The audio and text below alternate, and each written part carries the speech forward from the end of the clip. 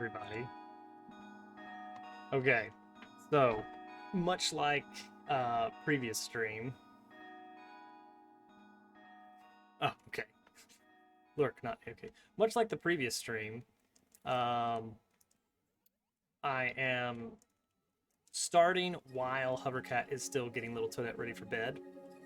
The advantage is we get to start a little sooner. The disadvantage is we're going to take a short break in a few minutes for me to go down and help with the final bedtime procedures. Anyway, before we get started, I really want to grind out Speedwagon. And I'm almost there, guys. I've had a nigh, so I'm not far off. This is the hardest ranked Team Fantastic level currently. I'm not doing it right now, but I have been tracking my deaths and charting them by section.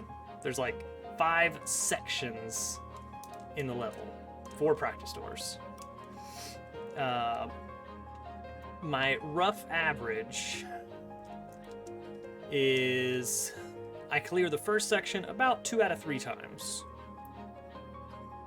I don't know if it's not as detailed as my grind on that Yoshi level was, because all the tricks kind of blend together a lot more, so it's a lot harder to have distinct chunks.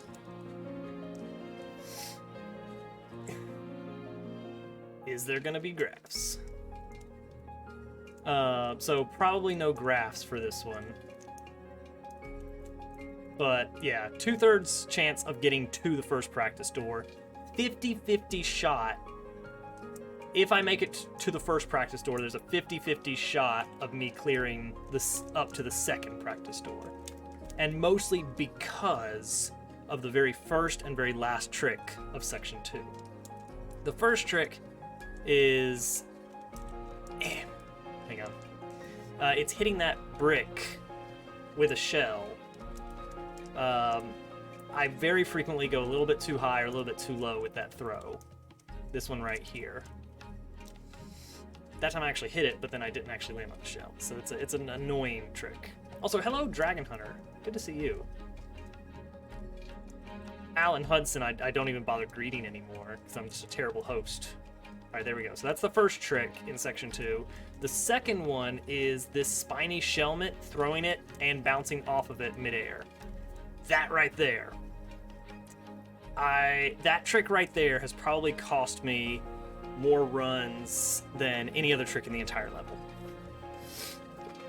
So I only have like a 50-50 shot of getting that as of today. Today I've had much better stats on that one.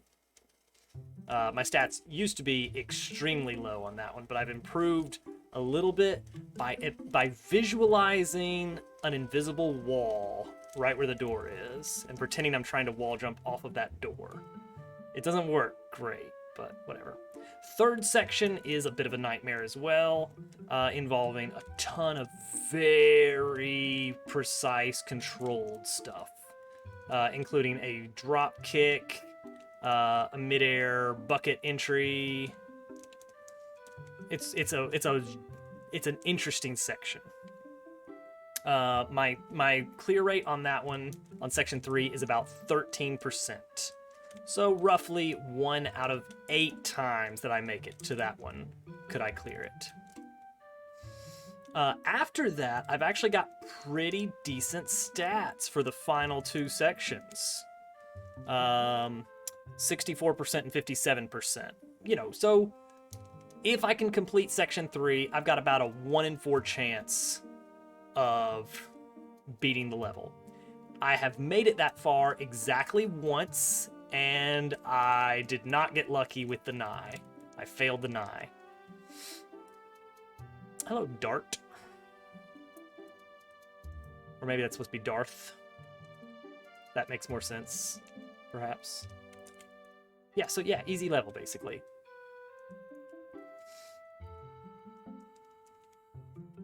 Okay. There's that. All right, section 3 starts here. We have to position this, well, already missed it. You have to drop the boot on the right half of this question mark block. If it's on the left half, the subsequent tricks will fail. Then you have to do a controlled boot entry and a bunch of other boot juggly stuff. And the final trick is visually, it looks harder than it is. Hey Garth, how's it going? Good to see you. I'm gonna put in a few attempts on this hard level before we get going on the queue tonight. Yeah, see, that's what it looks like when it goes too low. It just flies right under. I'm hoping to show you guys the nigh trick, the finale of this level, because if I get to show it to you, got about a 1 in 4 chance of beating the level tonight. I think I'm at about 3 hours, maybe getting close to 4 hours on grinding this. This would be, but another one just got approved, but it's a pretty easy one. So for all real purposes, yes, this is the last Team Fantastic level I really need to clear until they build a more difficult one. A light warm-up on the hardest rated Team Fantastic level of all time. No big. The weird thing is, at some point, somebody said, like, for Walter's level, which was like a 6.5, it was the highest rated at the time, they were like, basically, we shouldn't ever even accept any level that would get rated higher than 6.5, because we want this to be, like, approachable stuff. Alright, here we go. Enter, drop kick. Oh! Notice the boot flew off of that block to the left, because the boot needs to be on, like, slightly to the right on that block. Oh, well, I'll be happy to give it a go. Pixel, hello. Hope you're doing well tonight. That's what happens when it goes too high.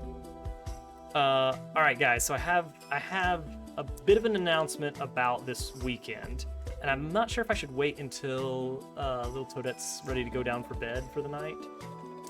Because I'll need to field some questions, perhaps. I don't know. It's a really weird thing that's going to happen this weekend regarding the stream. Okay, hang on. We're in section 3. Oh, a little bit off. But what happens next is 1, 2, 3. Pretend that worked. Oh, and then this spring is a bit of a jerk. You do not want to touch that spring. Wacky and weird already. Woke up like half an hour ago. Hang on, let me do some math. Yeah, your sleep schedule is screwed up right now.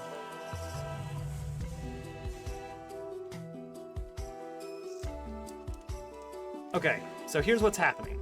I'm going on vacation. And that doesn't happen very often. I can't remember the last time I've gone on vacation. It's a very rare thing. Like, staycation, sure. Yeah, I could get behind that. But Hovercat and I are taking little Toadette, and we're actually going away for a weekend. A long weekend.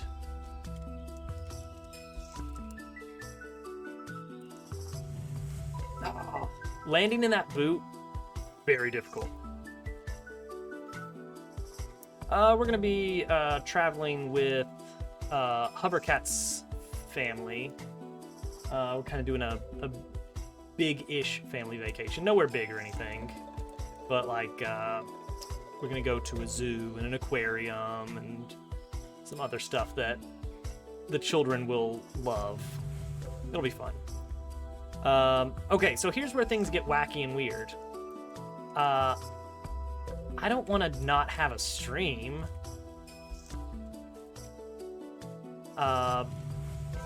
Because that just seems like a waste of a weekend, right? However, I'm definitely not going to, like, stream my vacation to you guys.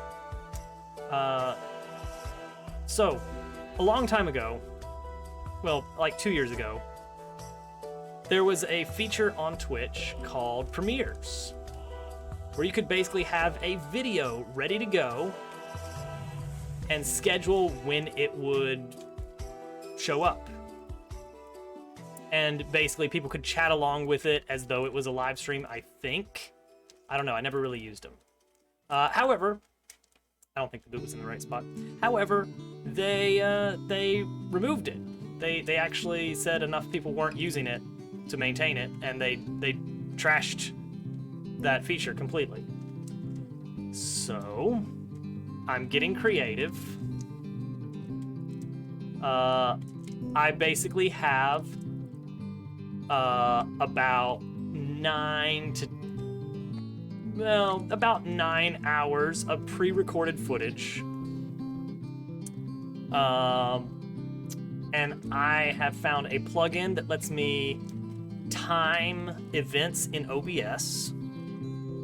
So, if all goes well, and only if all goes well, then at the regular time on Friday, my stream will go live with the normal starting soon screen, and after 5 minutes of that, the scene should automatically switch to the first pre-recorded set. This is live. Hello, Green. I can communicate to people in real time by reading chat right now. But if everything goes well over this weekend, then from now on, you should always be wondering, is this one live? Or is it just a very convincing recording? So that's the plan, is the next 3 streams will be pre-recorded. I've got some great footage of some very difficult level clears. I went through the Team Fantastic contest levels. It's decent stuff. Nothing like absolutely killer, but basically enough to keep the stream alive while I'm gone. I mean, maybe that happens. So yeah, that's the plan for this weekend. Now, here's the thing. It might go terribly wrong, and it might be that nothing works at all. Yes, pre-recorded viewer levels. Now, that would be impressive. There are some viewer levels mixed in, but they're old viewer levels. Is it time? Alright, I am on my way. Alright, guys. I'm gonna finish this run, and then it is time to get little Toadette into bed. Okay, there we go. I will be right back. Counterflog! Crit! He's already dead! Don't overextend. I must overextend! Alright. That's why I've got the conch! Because now I'm practically invincible. Well. Alright. Next time. Next time, I might not bounce off a fish.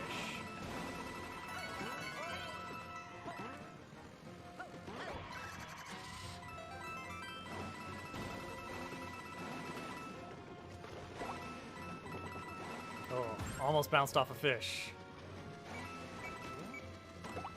Don't do anything, don't do anything, don't do anything. Oh, I was not sure about that. I was not sure about that lava level. But also the clock.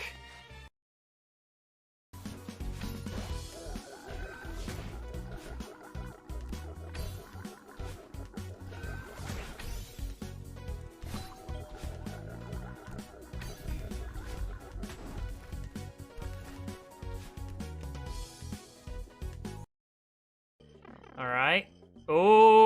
Okay. Wiggle, wiggle, wiggle indeed. Okay, that is... Whoa! Oh! Oh, oh, oh, I see.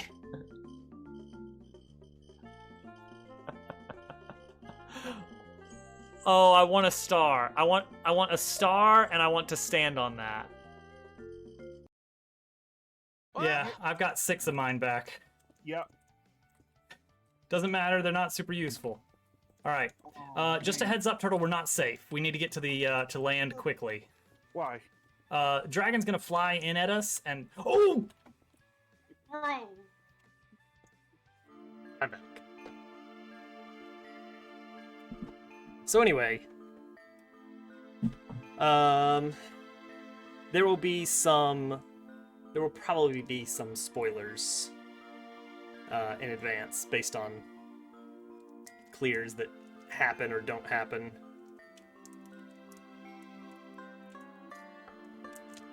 But anyway, that is the plan for the next 3 streams.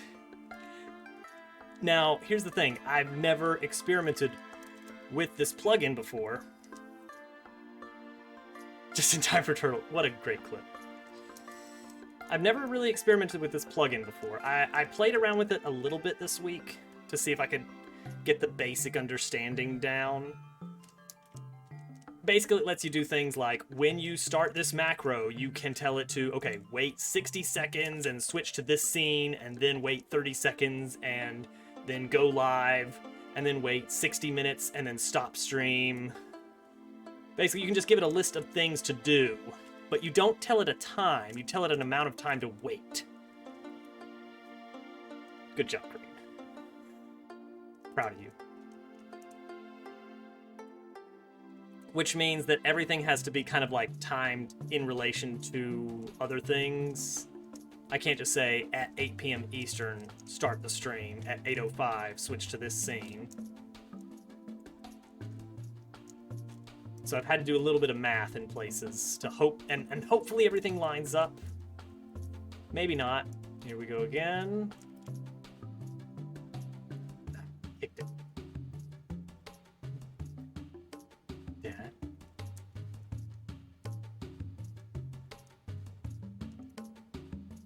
I'm planning on leaving the bot running for you guys. Thank you, Al. If the vacation is not too crowded, I may be able to pop in and see how things are going as well. But it may be anarchy. My worst fear is like somehow I screw it up so badly that it gets into a loop of going live and stopping stream and going live and stopping stream over and over at like 3 in the morning someday. The news is, Hudson, that I'm going on vacation, but I've pre-recorded 3 streams worth of content for you. Thank you, Green.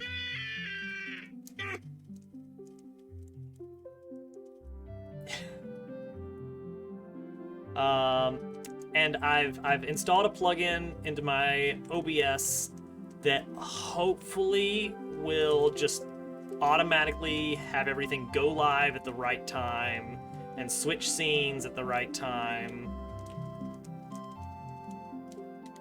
Here we go again. Oh, all right, and then boop, boop.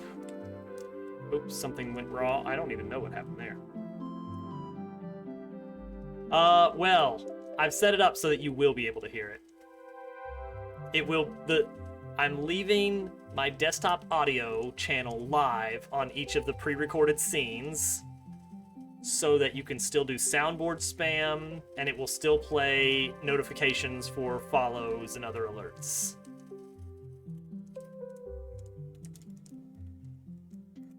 So, space spam might be unavoidable. Good luck with that. Oh, I didn't put the shoe in the right spot. Yeah, it should be very interesting.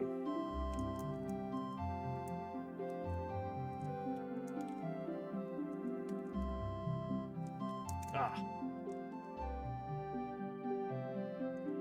Is this live or repeat? I mean, I'm fully expecting that to get spammed.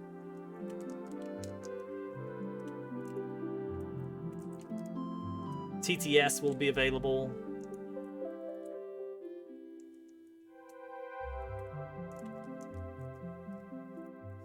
I do need to make a slight change to the bot to prevent quests from being started while the stream is offline. Because right now, it doesn't care if the stream is online or offline as long as the bot is awake.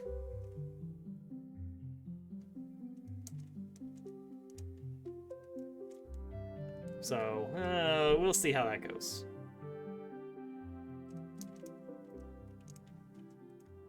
Or maybe I'll just leave it on so that everybody can get their 2 a.m. fix. 37th. Okay. 31415 926. Wait. Oh gosh. Oh boy. Oh no, have I lost it?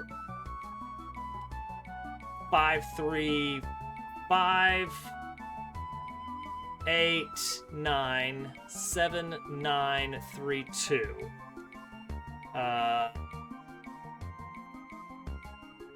384626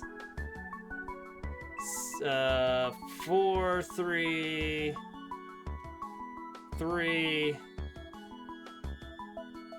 8 3 2 7 9 5 2 8 7. That's about it. I fell off. Oh no.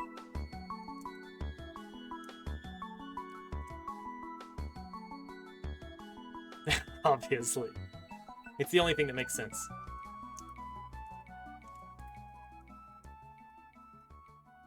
Yeah, Green remembers. It was an old, oh gosh, I want to say around 2005 or so. The heyday of the internet, of weird internet things. There was a guy that wrote songs based on people's suggestions. Short little ditties. It was called Songs to Wear Pants To, and I bet it's still around. And I was mainly interested because this was one of the few places where it was like, this is music that is actually free and legal to download. Like, the author has put it on their website, and all you gotta do is download it. You can play it and listen to it as much as you want forever. I was like, you know what? I'm gonna get that music. Now, the songs were okay. But there was one that the suggestion was, make a song about pie in which every word has a number of letters corresponding to the next digit. So it was, man, I can't, I shan't formulate an anthem where the words comprise mnemonics, dreaded mnemonics for pie.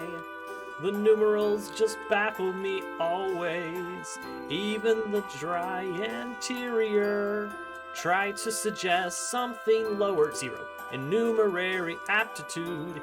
Even I, pantaloon gallant, I cannot actualize the requested mnemonics. The leading 50 and then the song just abruptly ends right there, because that's the first 50. So there you go. And that's how I do it. And that's why whenever I'm trying to remember anything past the first, 6 digits, I'm always in deep thought and counting things. Alright, here we go again. Ah, that drop is really annoying.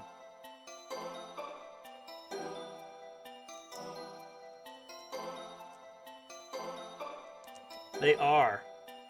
From high school, I still remember E, the other number of interest to mathematics, related to infinite series and such. 2.7182845904523. Give me that. Give me that boot.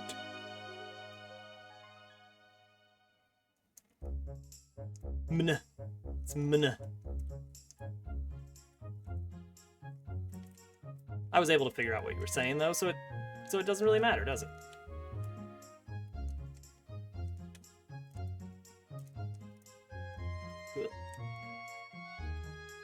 Oh, back to that drop. Man.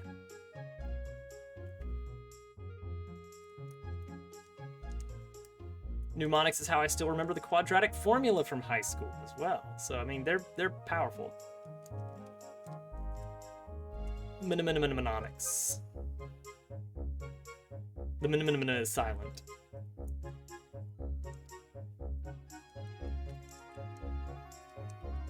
That's one of the things I really like to do with with little Toadette when we're doing alphabet stuff. It's like A is for apple, B is for banana, C is for czar.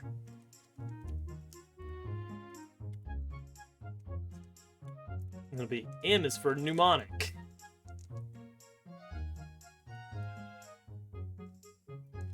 Brain power.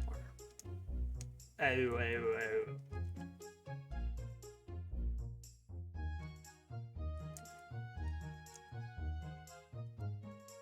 Yeah, just all the worst possible examples. I think there's a song about that as well.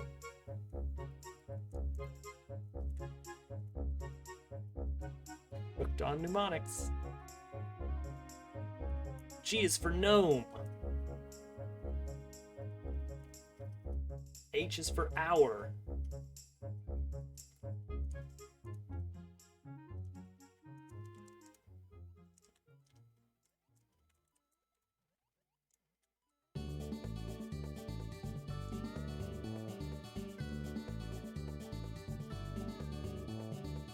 Alright, we're back to section 3.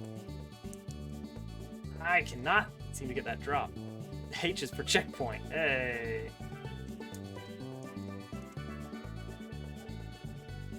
For that drop, I need to be closer to the block. I'm just having a painful time doing it. That was a narrow save.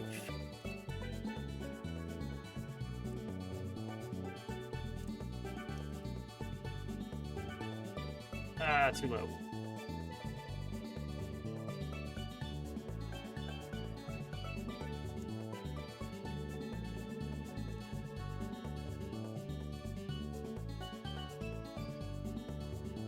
Alright. Like, if I can just get that, this jump right here. Like, if I can get that one with any consistency. Oh, it's for orb.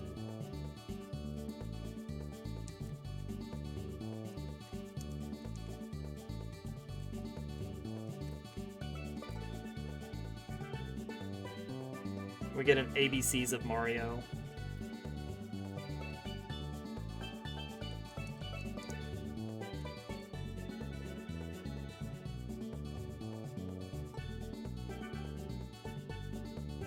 The tech in this level is really neat. Bumped. It is possible to bump on the Nye, and it's gonna be heartbreaking when it happens.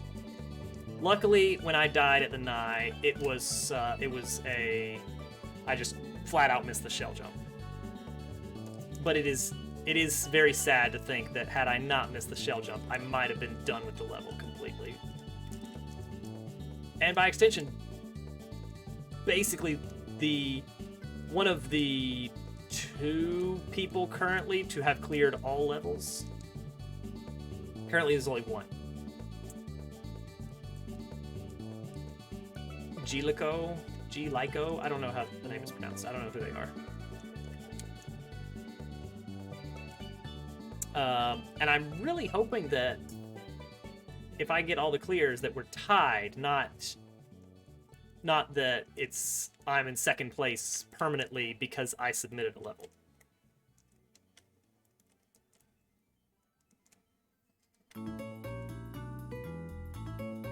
Hey, alright, section 3. Oh, alright, we hit it. I just missed the mid-air entry. painful. Now, I don't know how long Booster spent on the grind for this level. I'm hoping we can get this in 4 hours. I'm already at like 3 and change.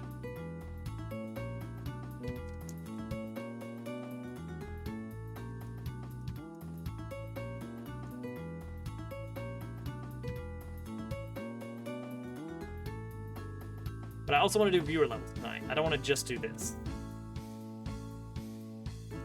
So, like, ideally... Oh, see, it went too far. Ideally, we just get the clear, and then we move on. But I got the sneaking suspicion that we're just gonna have to give up at some point.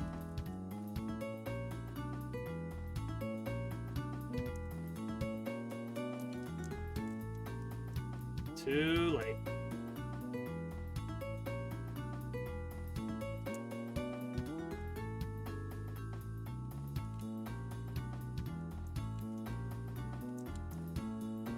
Not expect that to connect.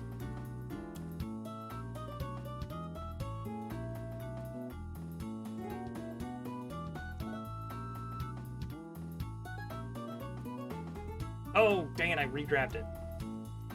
The thing is, right after that mid-air boot entry, you have to do a very careful, not min jump, but pretty low jump, to get to the red shell before it zips down into a pit. What's going on, Master DS?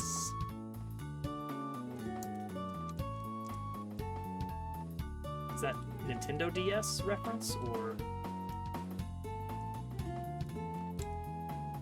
But yeah, I really like this whole, like, jumping in and out of the boot over note blocks to maintain your off the ground status. Oh, almost. Nice. I didn't have a lot of Nintendo DS games, but I enjoyed the ones that I did play.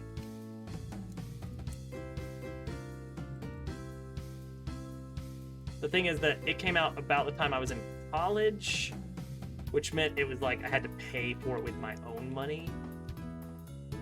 So that was kind of like a dry spell of video games for me. Because suddenly, any video games I got were coming out of my own pocket. It's a very different time in my life.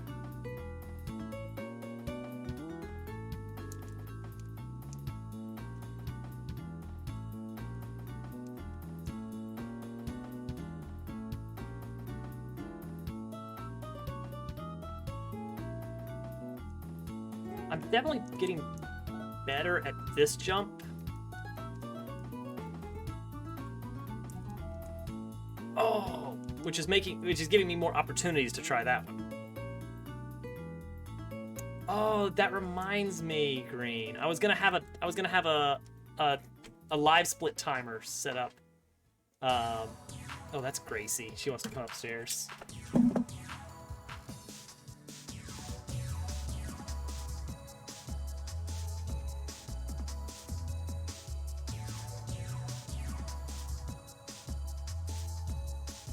I was gonna have a live split timer set up that was just gonna be secretly counting up just off screen, and then as soon as somebody mentioned that, I was gonna pull it down and it would have like an OBS text box on it that said like it has been X minutes since somebody mentioned today's date.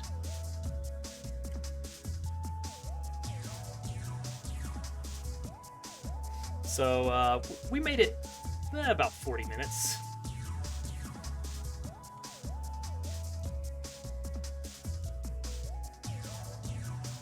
So I thought about it, and that's really the best thing of all. You know, that's almost as good as actually doing it. Dang it, that was too high? Come on.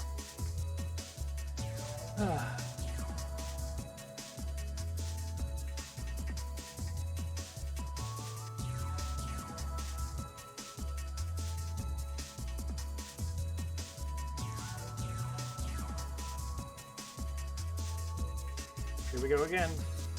That was too much. Ah, good point. Turtle? Have you been lurking around here?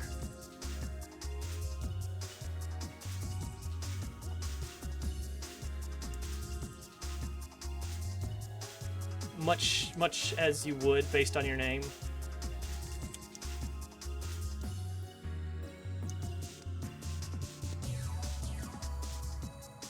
Whoops. Aw. Something's wrong with my bot, I think.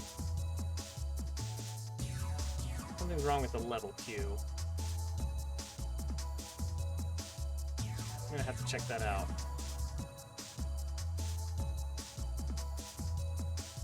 Alright, section 3! Wait! Dead.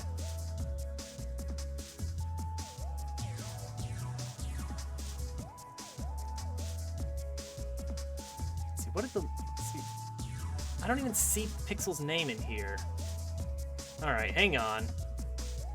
Let me close this and restart the bot. Okay, there it goes. It was just not... Wait. Not back up yet. Come on. There we go. Okay. The levels were there, they just weren't displaying for some reason.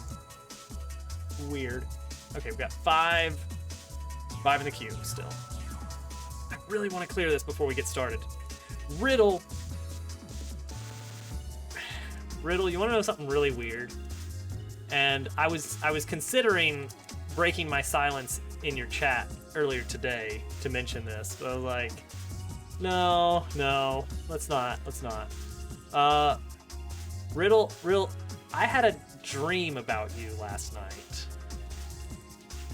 That's about the extent of the weirdness. Like, it was nothing particularly unusual.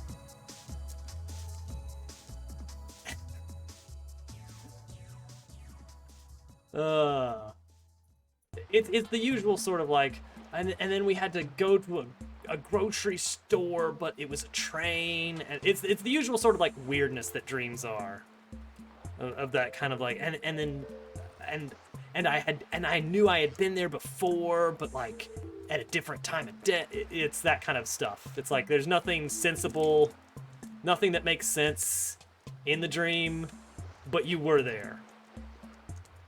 And I find that weird. Oh, that was a bad boot placement. Okay, didn't matter. Wednesday. Is that a good thing, Green? I don't know. I'm not familiar with the culture.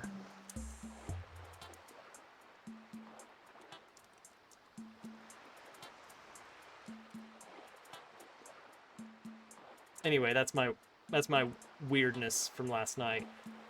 Speaking of weirdness, for those that have not heard, streams will be pre-recorded for the weekend. Streams are just weird in general. It's always like the strangest stuff. There was something with a train and a pillow. You're talking about how little Toadette always says, talk about your... No, I was mentioning to Riddle that he had a cameo in my dream last night. Oh, nice. Do you think that we are on Twitch too much that No, we're on Twitch the right amount. Oh, okay. Probably not enough if this is only the first time that's happened. Well, I freak about Twitch. Yes, Turtle. Yes, it will. At least, unless it breaks, in which case I have no way of fixing it until I get back. Yes. For that water. I can get you some water up here. Let me finish this attempt. Well, that was the finish of that attempt. All right, guys, I'll be right back.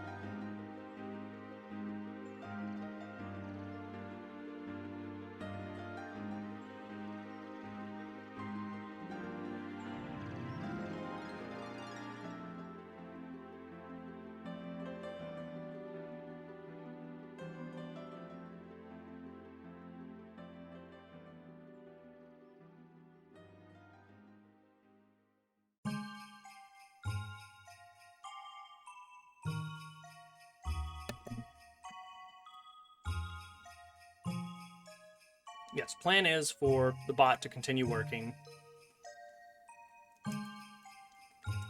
And I can only hope that it sticks to that plan.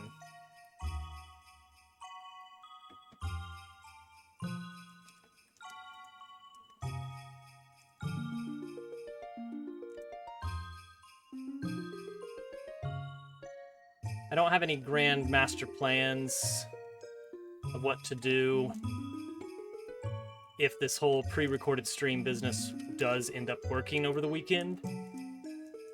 Oh, wait. Oh, that red shell is so fast. Okay, but then that happens, and then... Well, and then I die. Thanks, Hudson. Oh, not quite. 30 more.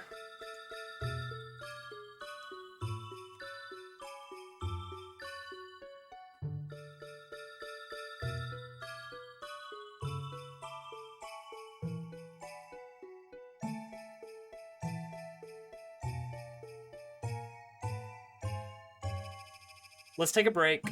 Let's do some viewer levels, and then we'll take another stab at Speedwagon.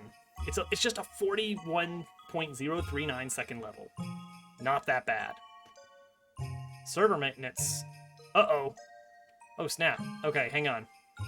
I gotta download these levels then. Let's see. Let's grab... Here, I'm just gonna start downloading levels. Server maintenance. Let's get the wheel spinning so that we can get these available.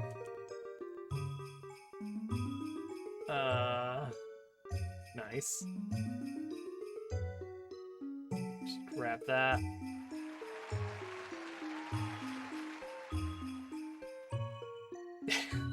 Ooh, Hudson, congratulations on winning the wheel spin.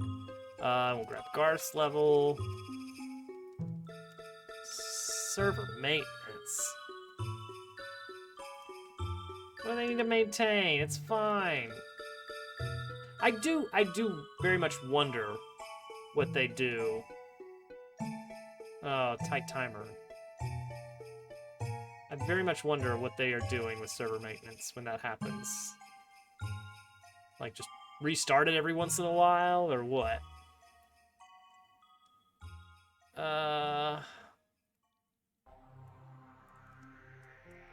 G4, LFG, XBG. Is this gonna be a Super World or what? What is this one? Donkey Mint. Alright, there we go. We got 3 backup levels just in case.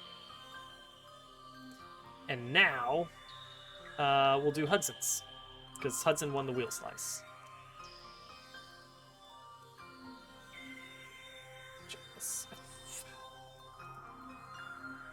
Here we go! Look at him. Looking all proud and noble. Any liked level, okay. Oh, no Sipwater. I've heard Sipwater makes good levels. Let's see here.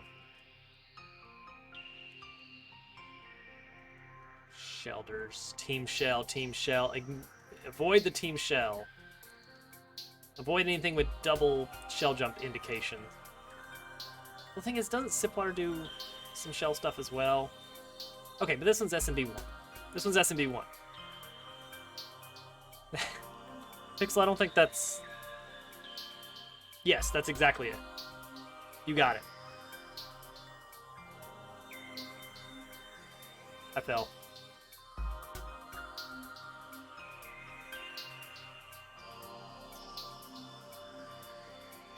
Wait, what?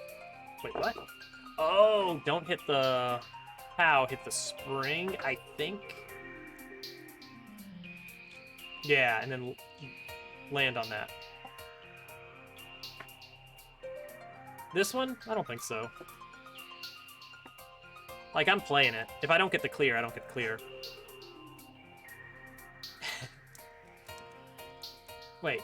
I need to bounce off the spring and also hit it with the sword, I think. There it is. That's what it is. Okay. I'm getting there. Inching closer and closer to figuring this out. Okay, I want to ground pound cancel right there. I gotta be better on my ground pound cancel. That's not what you want to do. I gotta be better on my ground pound placement. Ground pound cancel placement. Why will it be fun, green? Oh, that was it. Okay, and then I'm gonna boop that guy, and then what is that gonna be? Maybe, I don't know, sword something somehow.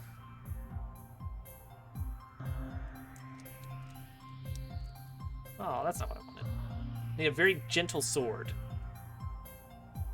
Caress the spring with my sword.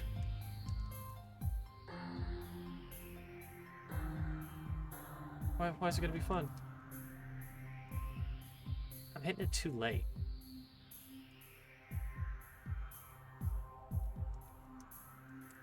Nope.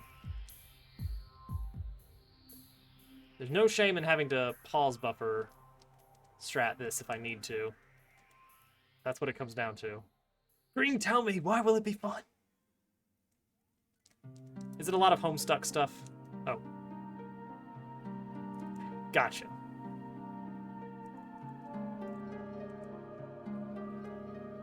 What is the timing on this sword swipe?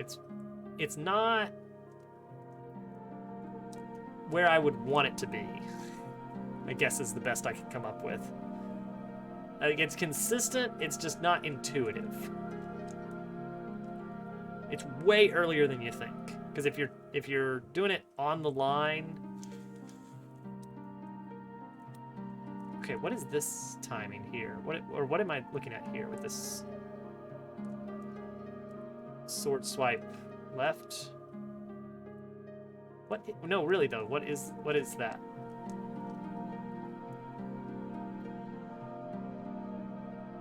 What is that supposed to imply? Is that a reclaim of some sort? Help me out there, Hudson. What is that indication? Mantis!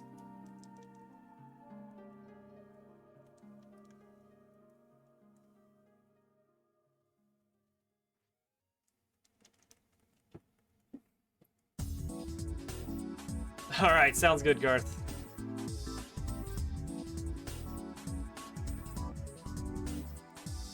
Well, now I'm here and I'm dead.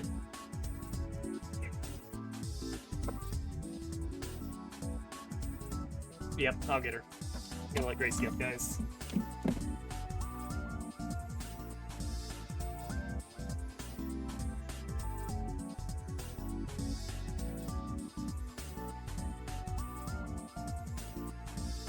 Being a bit of what?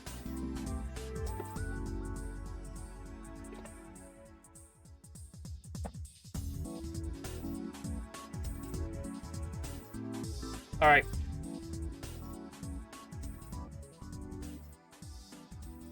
System maintenance is starting. Really though, what is that indicator? It's not a bomb. Like, I think I want to sword this somehow. I don't know. That must be it, Germ. It's the only thing that makes sense. Hudson, where did you go? Why did you leave me? I need you right now, more than ever. Oh, wait. Okay, so I can reclaim there.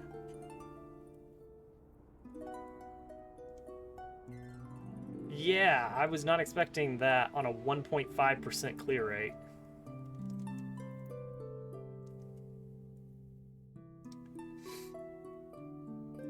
Alright, so Mantis, here's the weirdness that's coming up for the weekend. Because I've been telling people as they come in. I'm gonna be going on vacation, but I'm still gonna be having streams at home. They're gonna be pre-recorded, and I have no idea if it's gonna work or not. Well, that didn't work at all. Wait, can I stab it as I... That will be the joke for the next 3 streams. And let's be fair, and beyond. Okay, so I do like... Oh!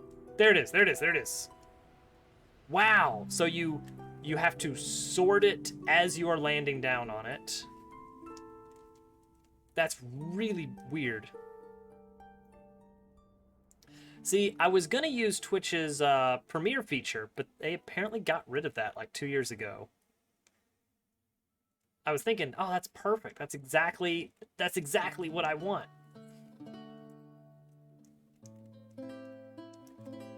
Oh, whoa. Okay, so that is it. That would be perfect.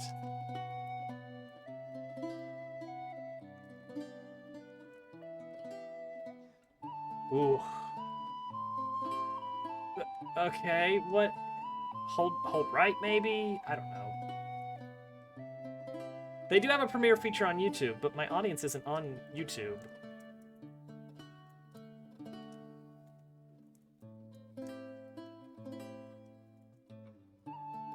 Well, if that's not it, then what is it? That would be pretty fantastic. Like, I don't get what it wants me to do. Pre-recorded viewer levels. In a sense, there are some viewer levels that I play in these pre-recorded streams.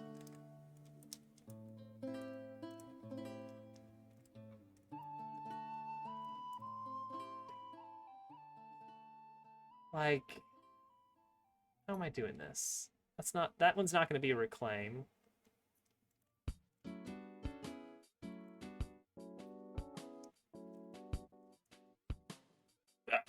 That weird jump gets me every time. That would be pretty hilarious, honestly. Maybe we could do that for April Fool's one day.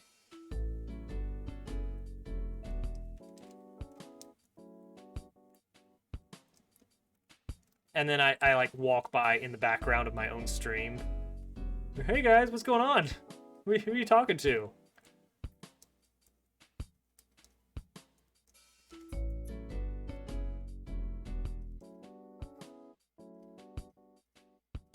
That would be pretty amazing. The thing is, for the pre-recorded stuff, the bot will still be active. So, what am I supposed to do here?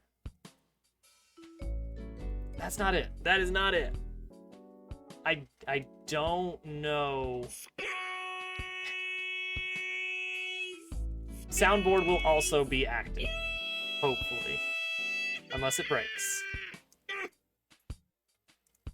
There's 2 coins there. Oh, wait, here we go. That's it. That's it. Jeez, this is, not easy for me to figure out. Like, every trick on this.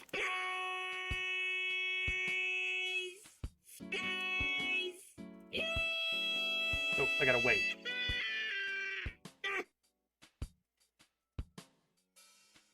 See, the trick is to wait for my reaction and see if I'm actually here. Face change redemptions. Well, because a lot of the recording sessions will be between different days, I will be wearing like different shirts. So it will look like I'm just doing very quick shirt changes off camera. Okay. Oh, I'm not the only one there. Just add some weird filters. Yeah, that would be tricky because I would basically have to record the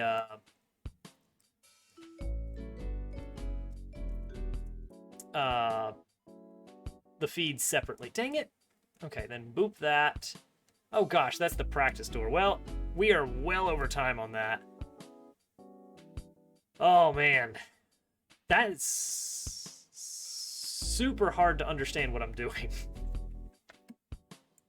Alright. Who's next? And is it one that we already have downloaded? Well, it better be, because we're probably not going to be able to pull it down otherwise. Ah! Now we're talking.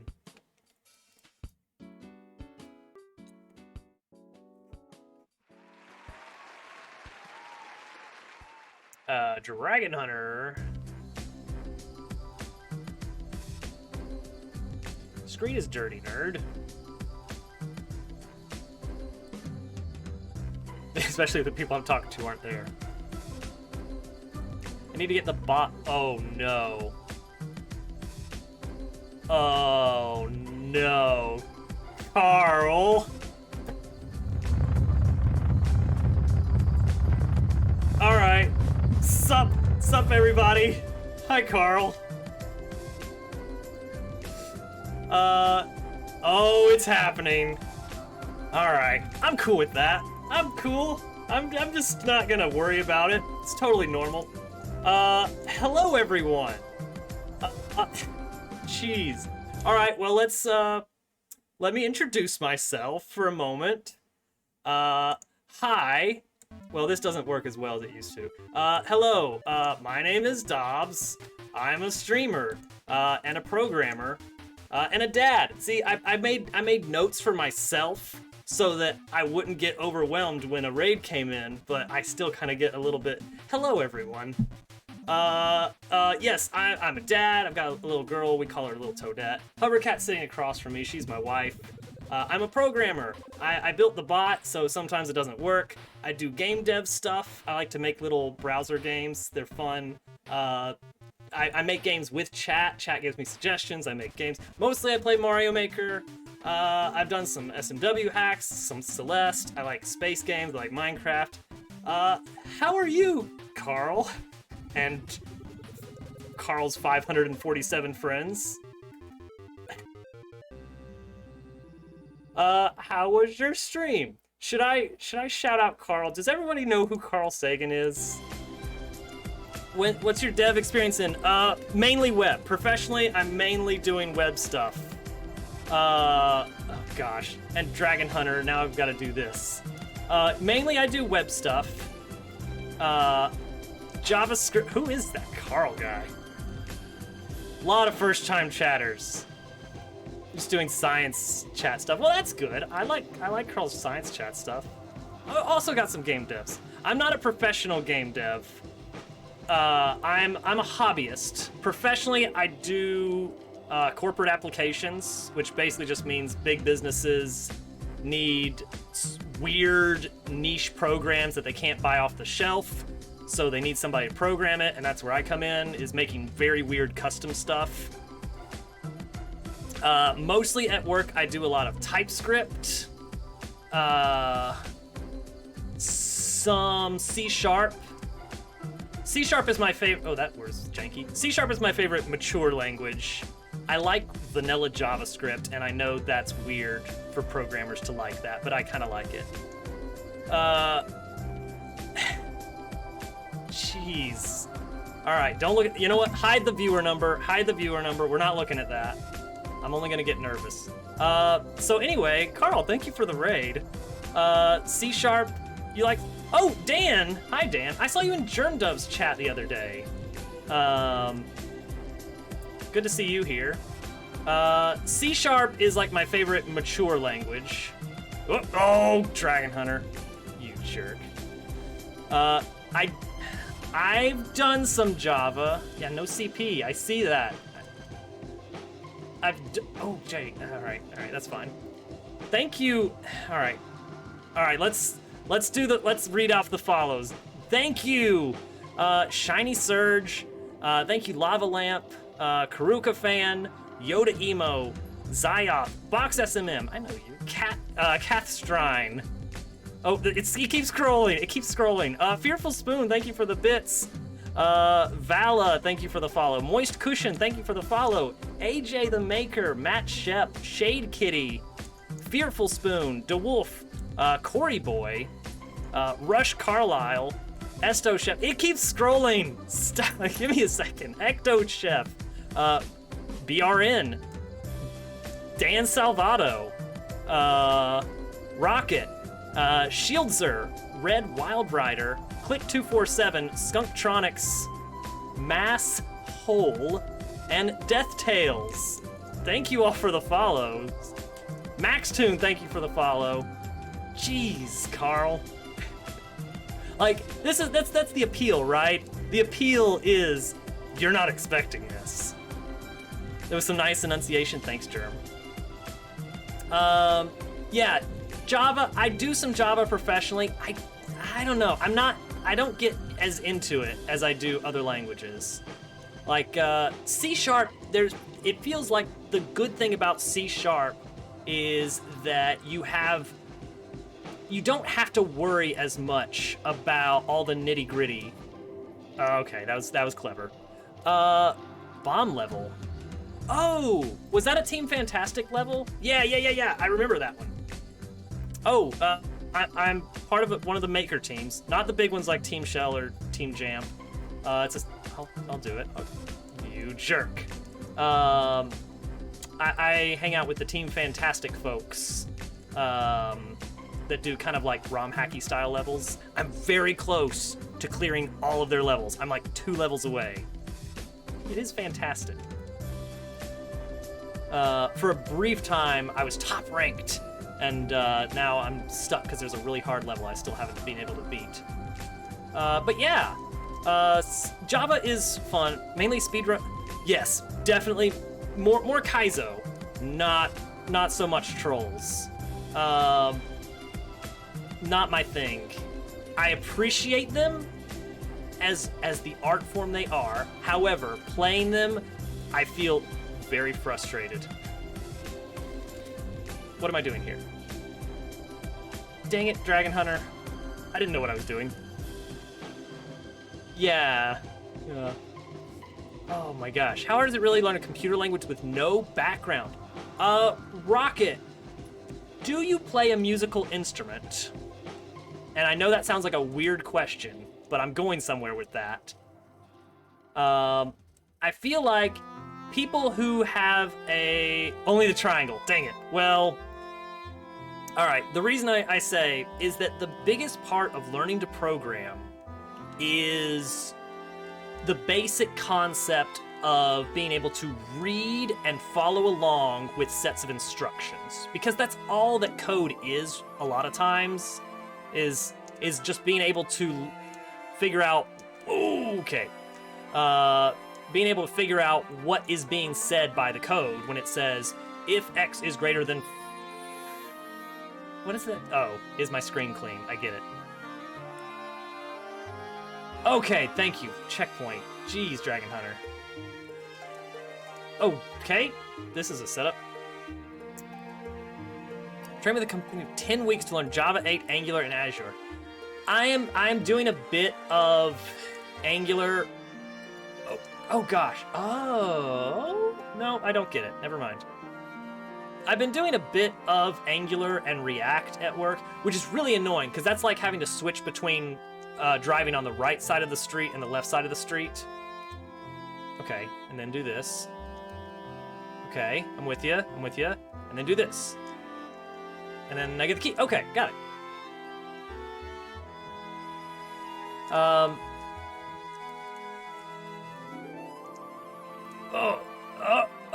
Okay. Hey, Burger. Oh, let me out of here. All right, we got it. All right, that's one down. Okay, I'm gonna peek at my queue. Oh boy, all right. That's fine. Oh gosh. Well, yeah, totally normal stream. What are you talking about, Burger? All right, I went to downloaded courses because it was system maintenance was going on. It's the same but different. It really is. It's just different enough to, like, totally screw you up. Let's see. MaxTune, thank you for the follow. Jarivi, Classy Mess, Serena, Rex Wrath, and Skinwalker. Thank you guys for the follows. That was a good one. I have not tried Game Builder Garage. I have played around with some like game development softwares, like game dev IDEs. I have a queue. It's standard !add commands. However, we do a semi-random order, weighted order. The longer you have been waiting in line for your turn, the better your chance of being chosen next. So here we go. We're gonna spin the wheel and see who is next tonight. And then you can use like channel points to change your color on the wheel and stuff. But don't worry about that. Yes, the queue is all homemade, made with love, and a lot of duct tape and rubber bands. The animation is done in HTML5 using the Canvas API, because I just really, I know it's weird, but I really like vanilla JavaScript. It's fun to play with. All right, Garth, I did download Garth's. Dice Guy. Dice Guy built his key. I know who Dice Guy is. I was friends with another guy on Twitch a long time ago who, in turn, had made a level for Dice Guy. That's how I found out about him. Is it this one? Yeah, this is the one. Oh, snap, a Dan Salvato level. Yeah, I already downloaded that one because of the system maintenance. All 10 coins, okay. Up? We need up. Oh no. Oh, wait, is that a drop? Is this a preview area? What am I looking at? Oh, geez. Okay. Basically sucks. Doesn't give enough freedom. I feel like that's kind of the problem with pretty much any engine. What am I looking at here, Garth? I feel like any engine that you're gonna build in, a drop skip and a jump. What's a drop skip? Har har. Is it a? It's not a regular drop kick. This is I might not know this trick. Got you making levels. Hey, Lord Bowser. It's kind of like a reclaim off the wall. Oh no! It's like a reclaim off the wall into a drop. Game Builder Garage feels super intuitive. Actually made several neat things, but love to learn an actual engine. Say both of the raids. Oh gosh, Mantis. Yeah, I haven't used it. I saw somebody playing around with it. But I do feel like anytime I've ever used an engine, I'm always thinking to myself, like, gosh, I know exactly what I want to do, but the engine isn't really designed for it. Thanks for the levels, Seedrim.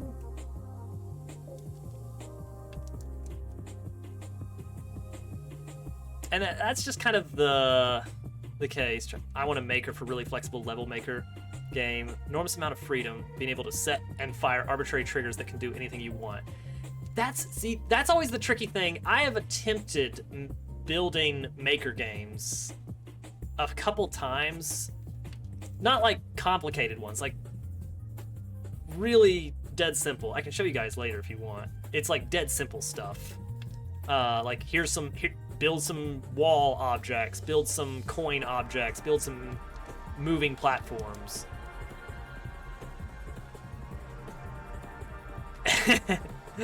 Garth, what is this trick? Am I doing a reclaim off the wall?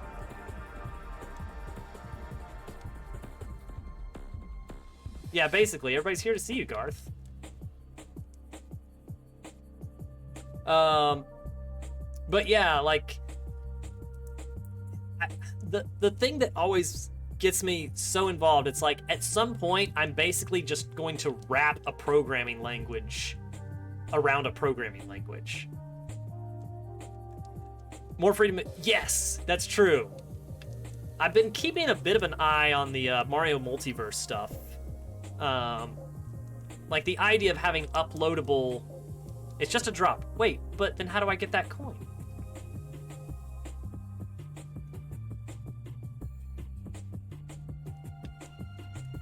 Does that work? Can I get that coin? You don't really make levels so your indicators are garbage. Okay, so okay, it's just go really fast, really, really hard. It blew my nice. I asked to go to the course. Hang on, I'm not used to playing from the core spot. I think a lot of it is kind of the scarcity of it. It's like, oh gosh, I really want to try this out, but I can't, and therefore I'm interested in it. That's how the original C++ was made, transpiled into C, compiled, and rewrote from scratch. I feel like there's... Alright, controversial opinion. Alright, hang on. Starting with a popular opinion. Popular opinion. Mario Maker has some dumb, arbitrary rules. Oh... okay. Oh, but then there is a reclaim. Since when is Garth a shell guy? I know, right? I can't do shell stuff very well. Alright, here we go, here we go. Boop. Boop. That is a... Wait, is that a... Is that a reclaim, or is that just a shell jump? Okay, so that's the popular opinion. Mario Maker has dumb, arbitrary rules on what you can and can't do with levels.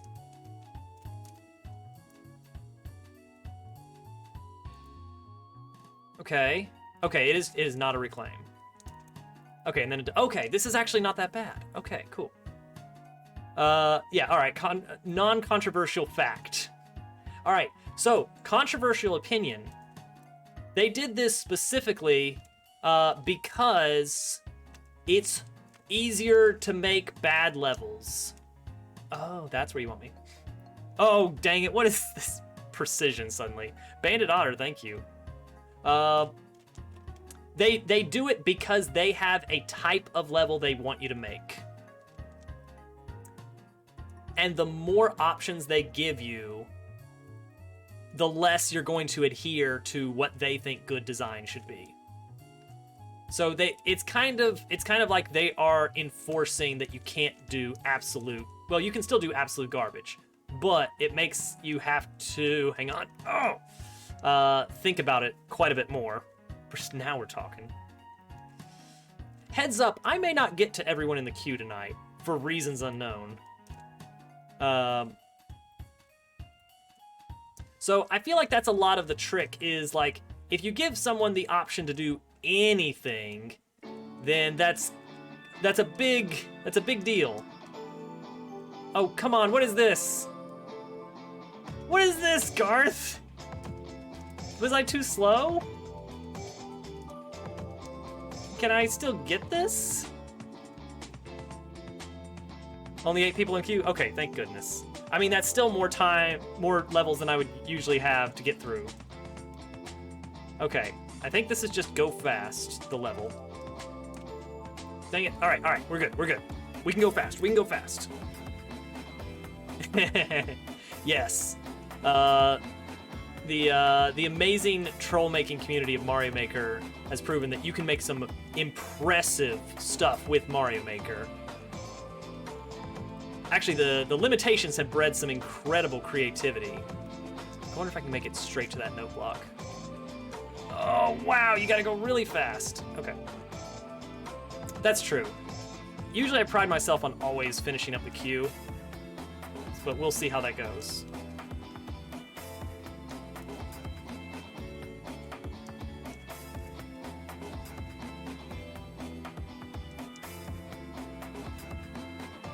No, I can't quite make that.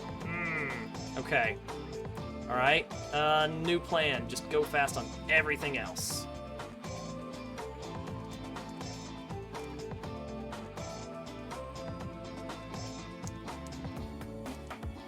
Yeah, but that's the thing is that Mario Maker is limited because they don't want you getting crazy. It's like some software... Gosh, Garth!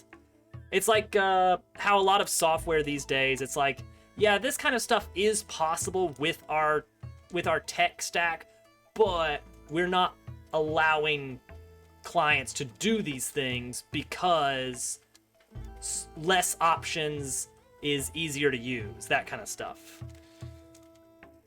We don't want to scare people away with being able to do anything, so we give them kind of a toy version of our full application. Anyway, that's my idea for like on Maker games of like kind of one of the reasons that we don't have limitless options. You can make it more widely usable by simplifying. Come on, come on. Wow! The music level making in this game is quite advanced. It is. See that I should not full jump there. I know, right? Thank you. I feel like there's so many things that used to be like, oh yeah, you know. Granted, UIs back in the XP era were horrible, cluttered messes. But gosh, those programs were very powerful. All right, I feel like that was pretty good.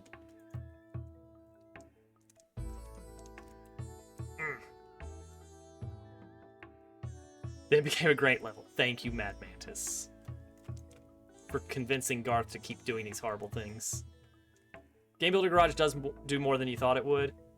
See, a lot of it is they have to make it so that kids can do things with it. You want to make a builder game that children are not frightened away by, but also people who might be professional developers can still have fun building in. Kid UI is a good plan up to a point. However, I have found the last time I was working in a like a really in-depth game builder UI for an extended period of time, gosh, it would have been like 6 or 7 years ago, and it was an old engine already at the time. What I found was like, okay, this has been simplified to the point where you can't really break this. Like, they give you if-else statements, and you have to fill in the if and the else with things that are always going to spit out booleans and all this other stuff. Like, they turned the coding aspect into a list of drop-down menus, essentially. And that's fine for when you want to make something very approachable.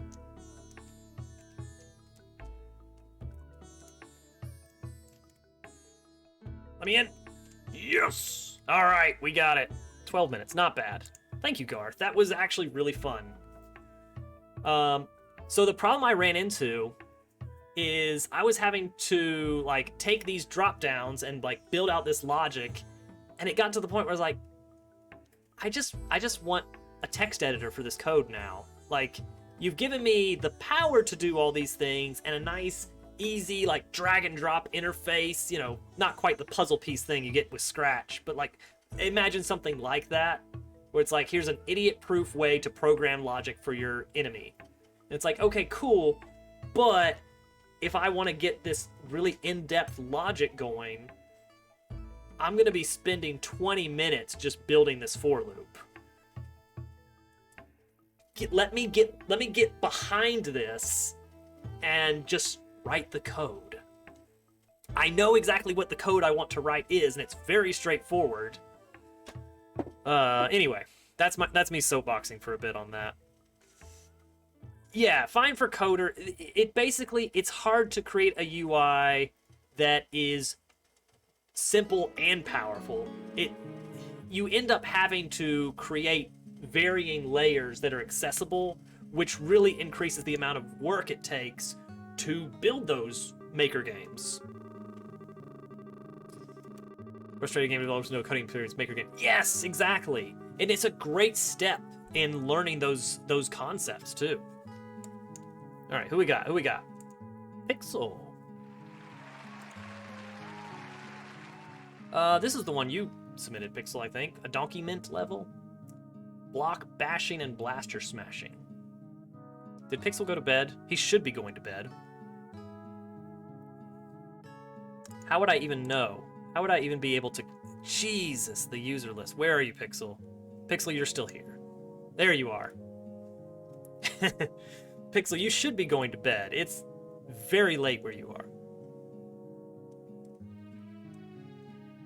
are. So is the idea... Yeah, all right. I'm down with that. I like that. Fun concept. Okay. I'm into this. Oh, I'm very into this. Oh, dang it.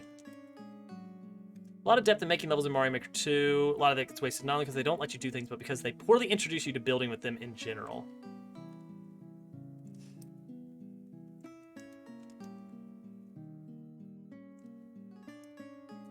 Oh, I went too fast. I got that nice smooth movement. Schmovement? Is that what the kids are saying these days? Oh, wait, wait, hang on. How do I get up there? Go faster.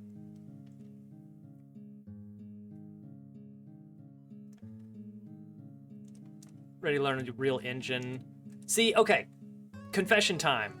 I have not really used actual engines. I'm way slow here. Well, I've tinkered, but not really used things like Unity and Lumberyard. You can't stop those kids from saying it. I've tinkered with them a little bit, you know, made like little dummy test projects, but nothing major. Honestly, I have more fun making the engine than playing around in existing engines.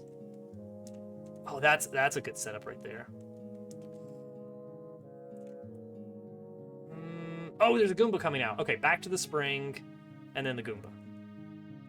Schmovement is definitely. Thank you for validating my assessment of the current vernacular, Garth.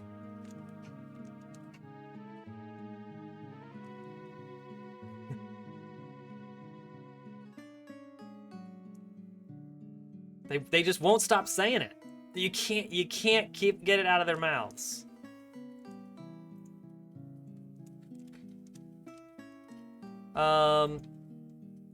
Hey, Sauce. How are things? I'm getting close on that Speedwagon clear. Shout out to Turpiter. Hey, Turpiter. Oh, this is that's a cool little bit there. All right, I like that. AGQ. All right, I don't see a checkpoint yet, which scares me. What am I looking at here? Go there. My old man eyes can't adjust fast enough to this. What am I looking at? I don't see anything to do here. Go in here again? Yeah, completely different person. Unity can be nice in that you can basically make your own game engine and then basically just use Unity as a convenient way to handle graphics and input. I've seen some of that, like, I'm still subscribed to like a bunch of game dev subreddits where I see people doing some really cool stuff with the Unity interface. There's a learning curve though, you know? Oh wait, oh, and then oh! Is that... Oh! I use the moving ones to time... Oh, okay. I think that... Yeah, oh, okay. I just got it, and I like it.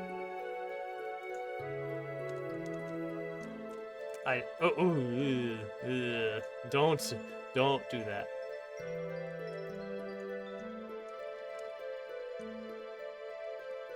Oh, okay. Oh! Alright, that's really cool. Not seeing enough schmovement, you mean?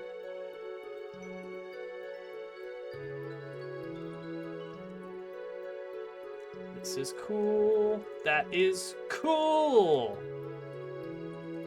Ah, there's our good old checkpoint. Okay. And now we're doing it while big? Okay, I'm going slow. It's alright, this is just a practice. Oh, that was really cool. I'm dead, but that was cool. Yeah, this is all pixels level. Totally.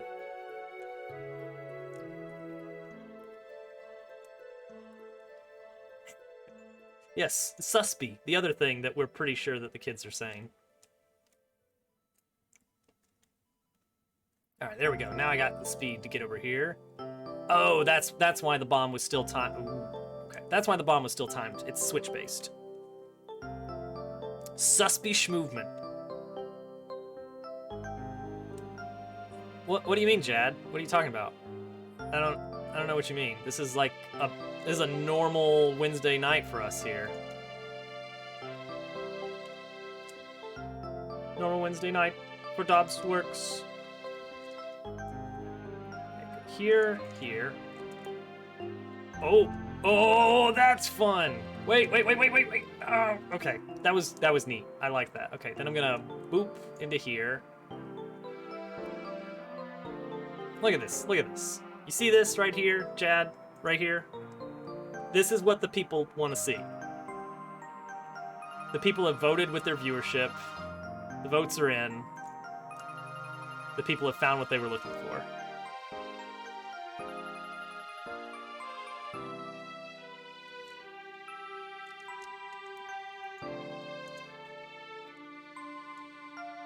This is fun.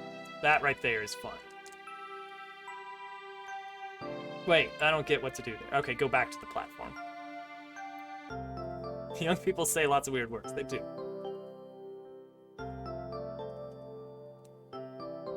Ute. Isn't that what the kids are doing these days? They're uting their emoji. Isn't that like a Pokemon or something? I did. My lovely wife Hovercat sitting across from me.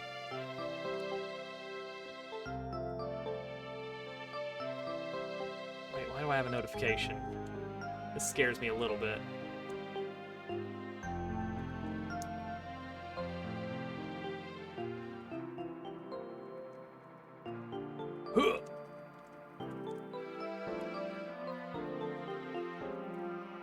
Alright, go up here. Boop, boop, boop.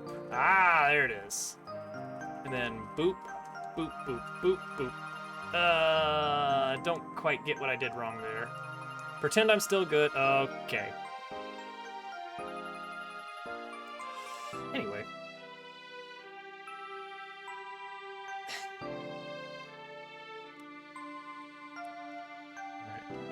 Alright, hang on. I gotta, there's a lot of things. Alright. As far as movies go, I'm a big fan of Hot Fuzz. That's the kind of dumb comedy I really like.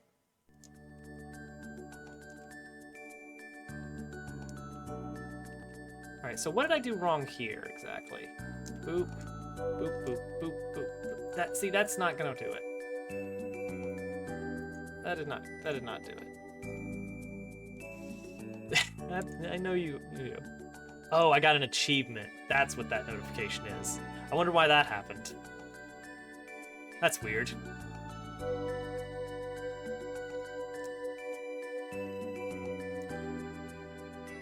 Turtle, you're not getting back in your habit again, are you? Your Sister Act watching habit?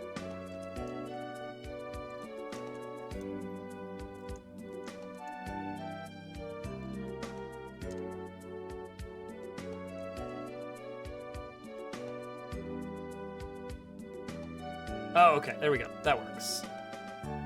Kind of. Alright, I have a feeling we're in a safe spot. Maybe. I hope. I really hope we are.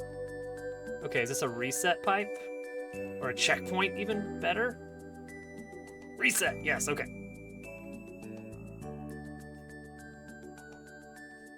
Okay, so I just gotta... Wait, what am I doing here? What am I doing here?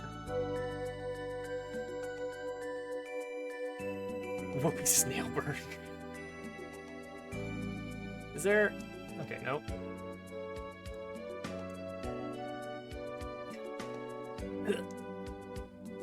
I don't feel like this is what you're supposed to do here.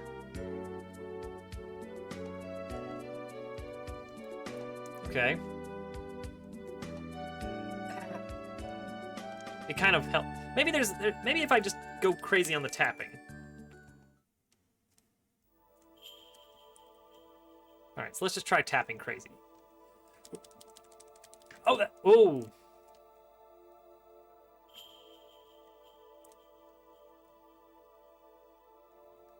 Wait. Oh, crap. Okay, yes, but... Ooh, boy. Okay.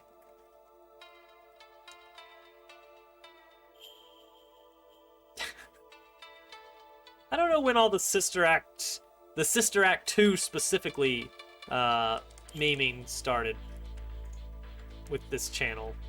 Well, with Turtles specifically. But, you know what? More power to you guys.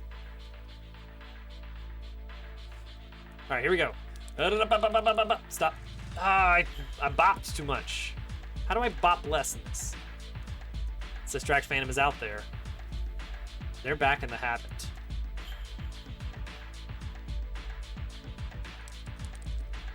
There we go. Oh, geez. All right, so now preview. Do I do that again? Same thing? Yeah. I didn't mean to get onto the skull platform that soon.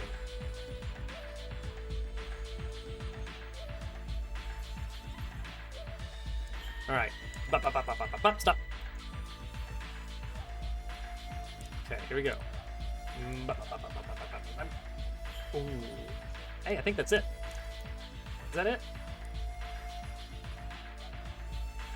It's still going. Oh gosh. All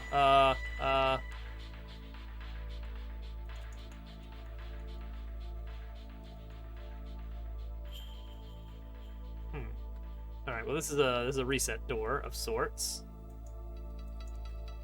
Okay. Watch that again. Oh. Okay. That's dumb and weird, and I love it. Huh. All right. Is this just a victory? Oh.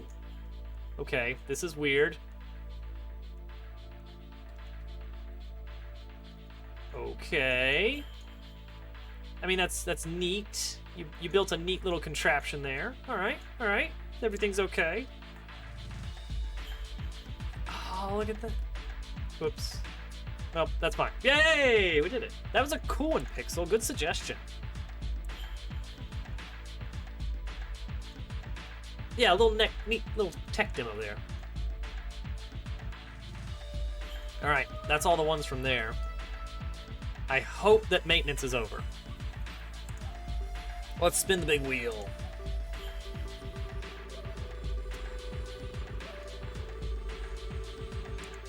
This mix is relaxing GameCube music, 100 songs.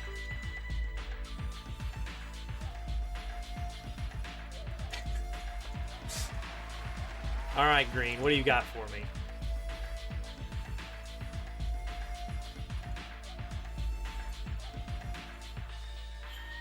What is this level?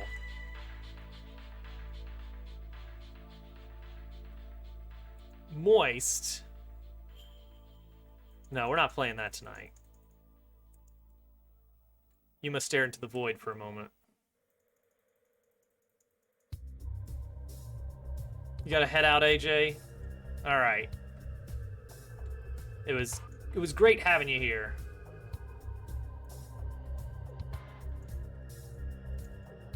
Instead, we're gonna play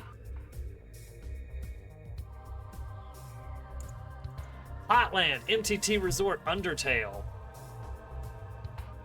by Green Heroes.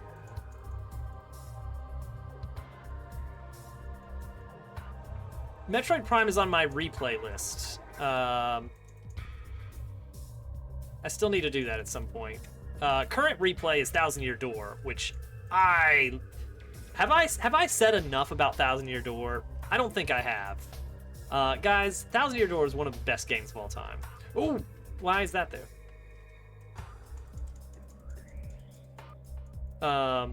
It was, I know, it's, which way is it going?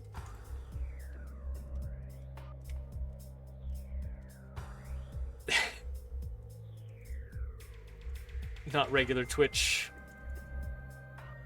Okay, so this is a lot of Undertale references, and I've seen Undertale playthroughs, but I've not played through it myself.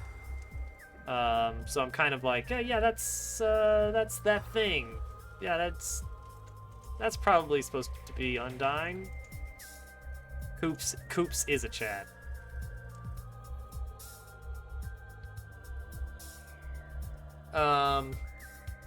What is this level? Thousand Year Door is the current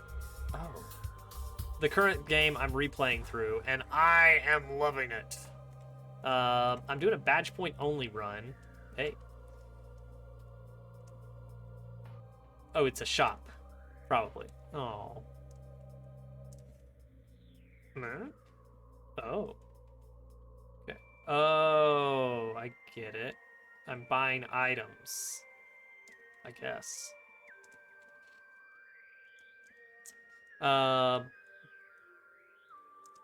anyway, I really like Thousand Year Door. But after Thousand Year Door, I might be doing some of the Metroid Prime series because I want to specifically Metroid Prime 2 is like my favorite Metroid Prime.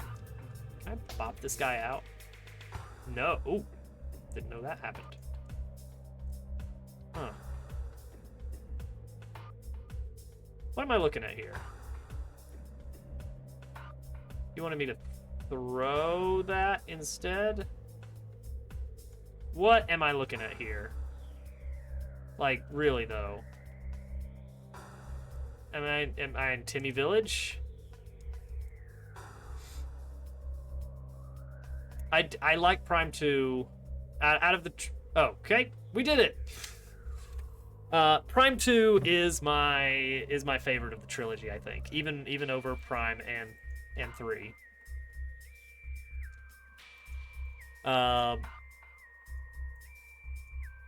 It might have had music. Who knows?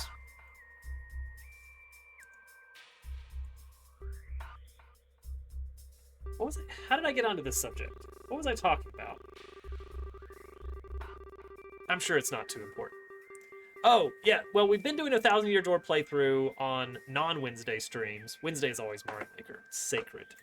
But for the usuals among you, just a heads up. This weekend I'm going on vacation. So, rather than do the usual streams for Thousand Year Door over the weekend, I have some pre-recorded streams that I have been working on that are ready to go, and if I've programmed everything correctly with this plugin, they will go live during the normal scheduled stream blocks, except I will not be able to reply to chat because it's all pre-recorded.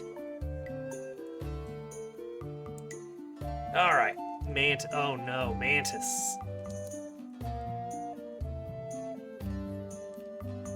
PW. JHG.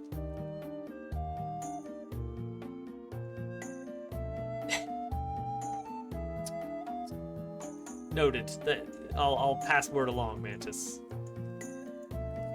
Alright. We still have 2 actual Mantis levels to clear.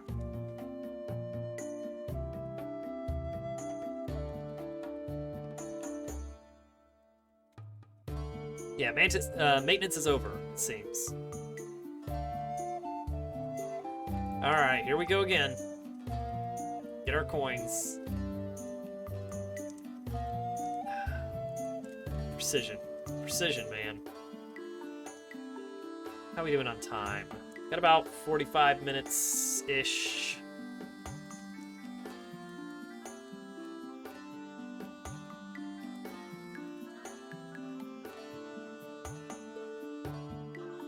Yeah, we're getting close on completing the full Mantis collection. Mantis Selects. Final Fantasy Crystal Chronicles. Another fantastic game. And I had the unique experience during college of being able to play this game multiplayer with 3 other people. Honestly, it was as amazing as I thought it would be. Because I played the game when it was a bit newer, just by renting it from Blockbuster or something, but single player, of course. Because I didn't even have a Game Boy Advance, let alone 2 Game Boy Advances and connection cables. But during college, I was friends with a guy who actually who was a video game collector. And he had not only a copy of Crystal Chronicles for the GameCube, he had 4 Game Boy Advances and 4 connector cables. And so for one amazing summer, I would go over to his house every Saturday with 2 other friends, and the 4 of us would team up and do co-op through Crystal Chronicles. And it was fantastic. I'm sure it's gonna be great, Mantis. But Final Fantasy with Crystal Chronicles, it was a sort of action RPG of sorts, with some unique elements that I haven't seen any other games replicate very well. But one of the interesting things was it was only present in multiplayer, but when you were casting spells, you only had like, I think 6 base spells or so. And the more powerful spells could only happen if you were to cast spells in a certain order at the same place in quick succession. So you would have to actually coordinate with your teammates and know, like, all right, I need you to cast fire right after I cast life or something like that. And the more complicated the spell setup, the more powerful it'd be. Olive, thank you for the follow. And to this day, I remember that Curaga was life, cure, cure. Because while fighting the antlion on the 3rd time through, where it was really hard, we were shouting to each other in the living room of this guy's apartment, life, cure, cure, life, cure, cure, come on. And that was one of my all-time favorite experiences in gaming. Was playing multiplayer Crystal Chronicles. That crazy summer. It was a fantastic experience. Hang on, gotta get out of here. All right, there we go. All right, we made it to the second half of the level. Yay!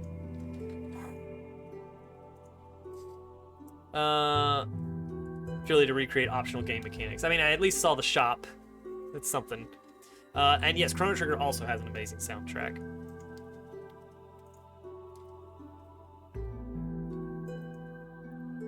Let's see. And then there's art stuff as well. Honestly, GameCube had a ton of absolutely amazing stuff. And I think it's for the same reason that Super Nintendo did. NES was like Nintendo's big, like, first full force foray into the gaming world. And then Super Nintendo was, okay, we figured out what works, now let's refine it. And so Super Nintendo, you had some amazing games. You had your Super Mario Worlds and Yoshi Island, you had your Donkey Kong Country 1 and 2, we'll leave it at that. You had your Chrono Trigger and all this other amazing stuff. And then you jump to an N64 and it's like, okay, these are cool, but there's a lot of problems here. Camera angle, for one. But then GameCube comes along, it's like, okay, we figured out what works and what doesn't, and now we're gonna refine again. Video games, absolutely, yeah. Now, granted, I have a very wide kind of assessment of what I would consider art is, and it's ever-changing and very subjective, but video games easily fall within that definition. And honestly, I think pretty objectively they should, if books do. If books are art, I think video games should be considered art. Alright, so let's see here. Oh, we made it! Oh my gosh, okay. Oh, dang it, now the stupid fish! Alright. So let's see here. Oh boy. No, I think we've made it farther. I think I've made it all the way to the bottom right on this. This is not a PB, unfortunately. Games that make you think deeply, oh yeah.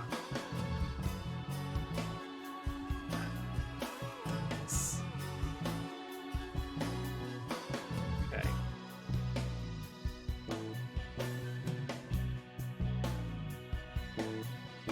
All right, now this is where I should have paid more attention here.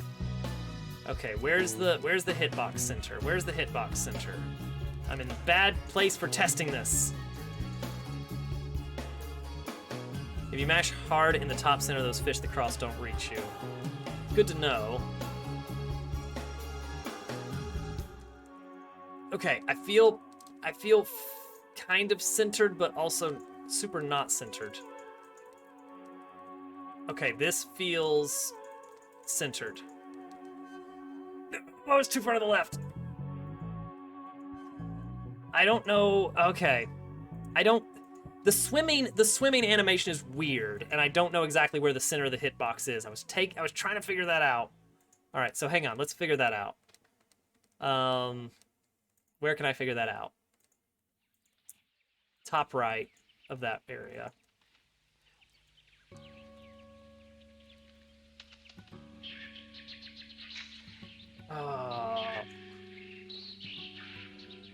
It's like normal like jump up through single tile gap kind of stuff. All right, so let's see here. Take a moment here. Let's zoom in on Luigi here. All right, take a look at him. Take a look at where his hat is. See the hat pixel. Stop wiggling so much. Okay, what doesn't change? The eye. Oh wait. Let me look at something here. Let me put my finger on the screen. Okay, yes, got it. Oh no. Dang it. Okay, I saw it. The gap between Luigi's eye and his sideburns. Like his eye and sideburns. The bit of skin between that. They just happen to have it, yeah. Exactly. Just my luck. Just Luigi's luck. Luigi's having a bad day going swimming. It's an unfortunate time for Luigi.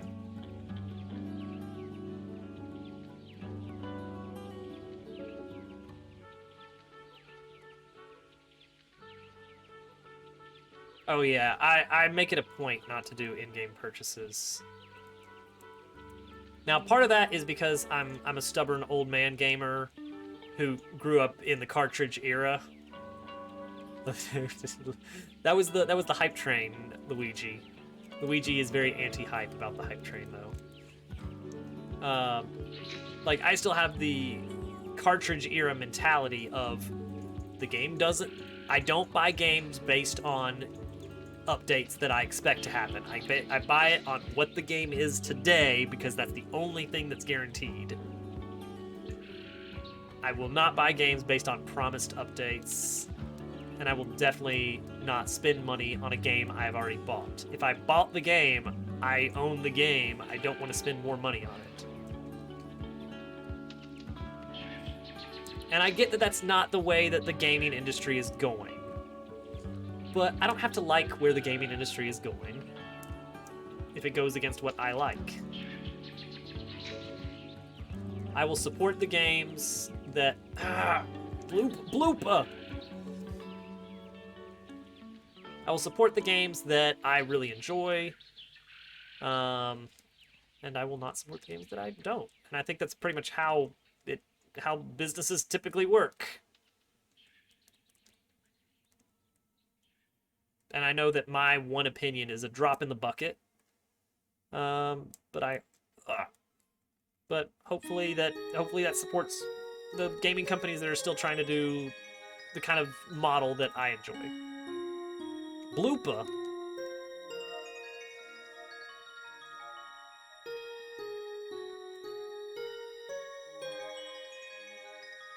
Sayonara Wild Hearts. That's not the first time that's come up in chat. Am I right on that? Bloopa. Bowser's never had level designers of this skill level.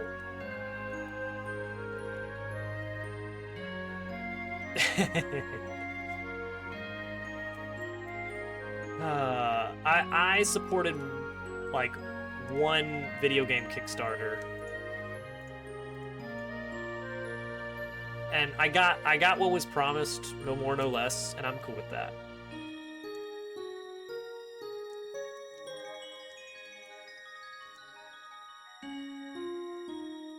Alright, we're gonna give this another go, and then we're gonna move on. Well,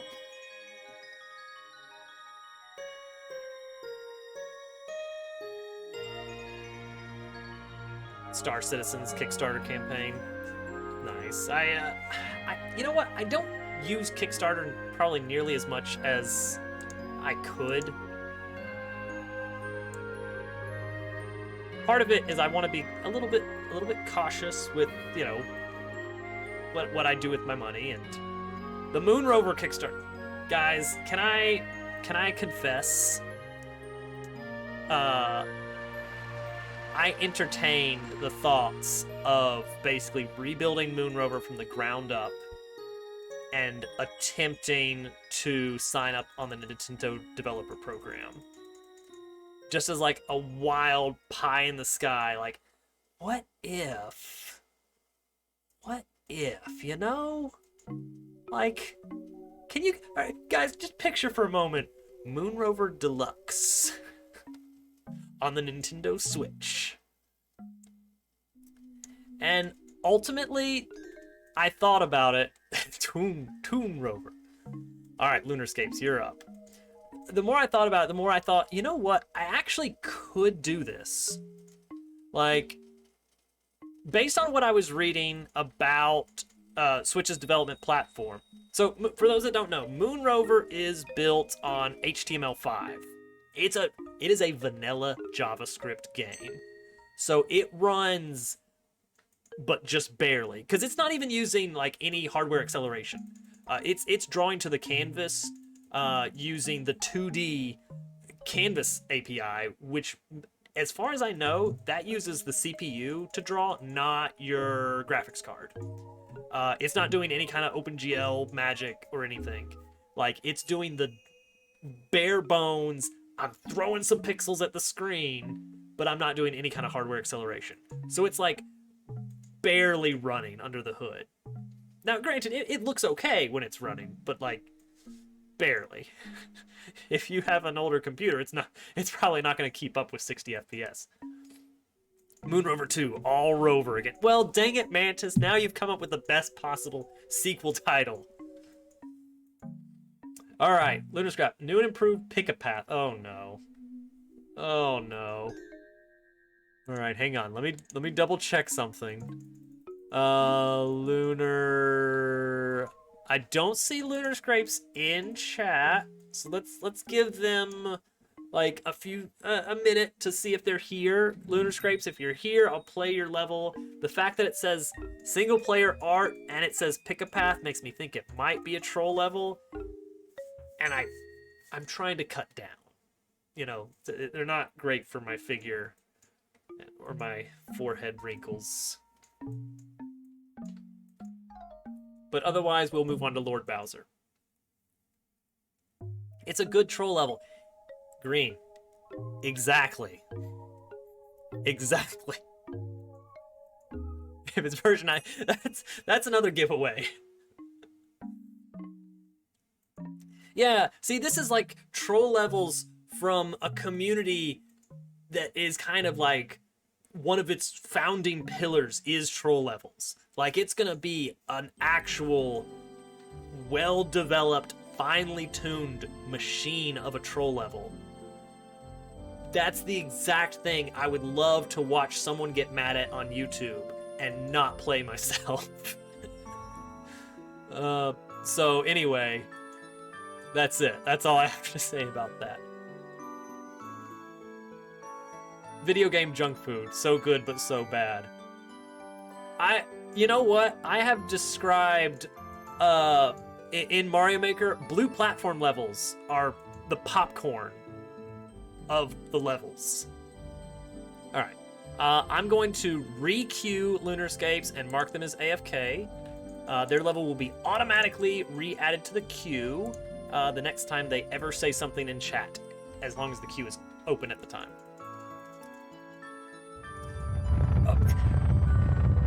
Ish!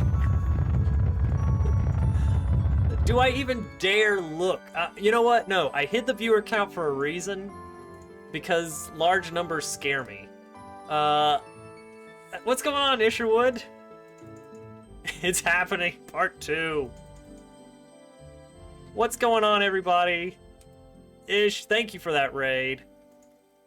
Viewer counts are I mean, according to my dashboard, dash viewers are here right now. And that's, you know what, that's exactly how we like it, right? Making it no smoke for the past 6 straight hours. Oh gosh, Ish. How many fingers am I holding up? Well, you know what? Let's take a brief moment and introduce ourselves. I don't even know if the music plays on this. It does. Welcome everybody. My name's Dobbs. Hi. Ish, thanks for bringing over everybody. I made this screen because I always forget what to tell people when they're coming in for the first time. So welcome and thank you for coming over. I'm Dobbs. I am a dad. Yes. I have a kid named, well, not named, but we call her Little Toadette. That's her on-stream name. Hovercat is sitting across from me. She's my wife. I'm a developer, software developer. I build games in my free time as a hobby, and I play lots of instruments. I will sometimes play music on, there's a keyboard next to me. I like to play video game music for you guys on request. I like platformer games. I like some space games. I really like Minecraft, but I'm taking a break to kind of enjoy some other things, like Thousand Year Door, one of the best games of all time. Thank you for coming. All right, so Break Gamer, thank you for the follow. Mist, thank you for the follow.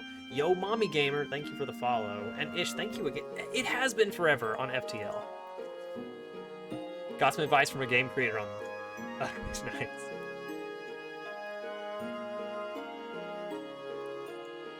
Oh gosh. Alright, so let's see if we can play this one. Could I go over the level there? I think I could. Oh boy. See, this is a fun one to just like run through. Oh, that one's gonna be rough to get through. Aw, thanks, Ish. That's very kind coming from you, because you're like you're kind of a local legend in the Mario Maker community. You're your own sort of Mario Maker 2 cryptid. There we go. Oh, but then that one. Isherwood. I get it, Mantis.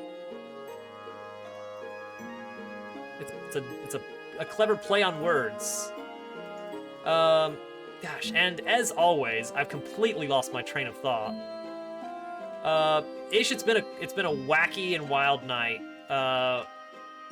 We got a, oh, you can't get through that? Really? We got a Carl raid, which is, honestly, that's one of the reasons I built the raid welcome screen, is because I'm always worried about the possibility of massive influxes of people and then trying to talk myself through, hello, I don't know who I am. Thank you for coming and good night. So I built my own little wavedash.powerpoint to help remind me what I should be telling people about my stream. Dang it. A little birdie. Was it Mantis? Because he is in fact not a bird. As your pub scene clearly shows. See, I would love to just hold right and run through this level. But this section right here with that one, I wonder if I can duck under him. I don't think so. And I really don't want to go for the mushroom. The horseman also looks like a snail. Man, it's just snails all the way down, huh?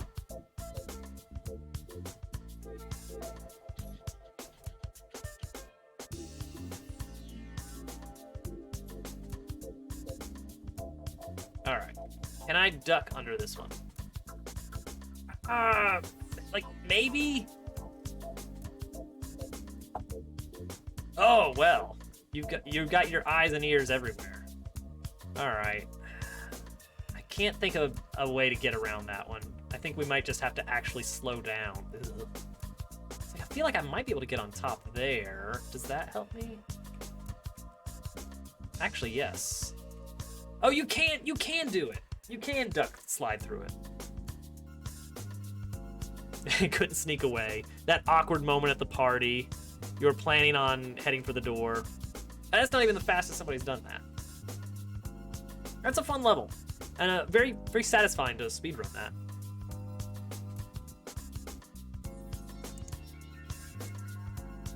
Where'd my bot go? There it is.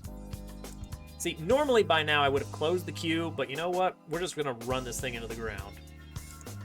We're just gonna ride it till the wheels fall off.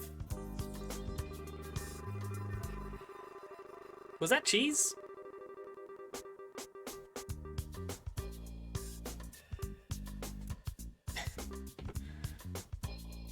Waiting for a bit, just want to say, finished Super Germ Dove World. Oh, nice! Oh, thank you for those kind words, Ecto Chef. And there's Germ Dove himself right there. I made a very small Super Mario World hack a few months ago for Germ Dove called Super Germ Dove World. My first attempt at Lunar Magic. Honestly, Lunar Magic, very fun to play around with, very powerful as well. And really amazing that like it's been around as long as it has. Like, this isn't like a recent thing, like, oh, we finally cracked the Super Mario World code. It's like, no, this has been available for over 15 years by now, I think. It's a good one to speedrun. Ish and Germduff can tell you. Barbed Ski Lift. Inspired by Super Mario World Kaizo and dedicated to Barb complaining. Yes. Alright, let's go. Let's not look at the overview. We're going in blind.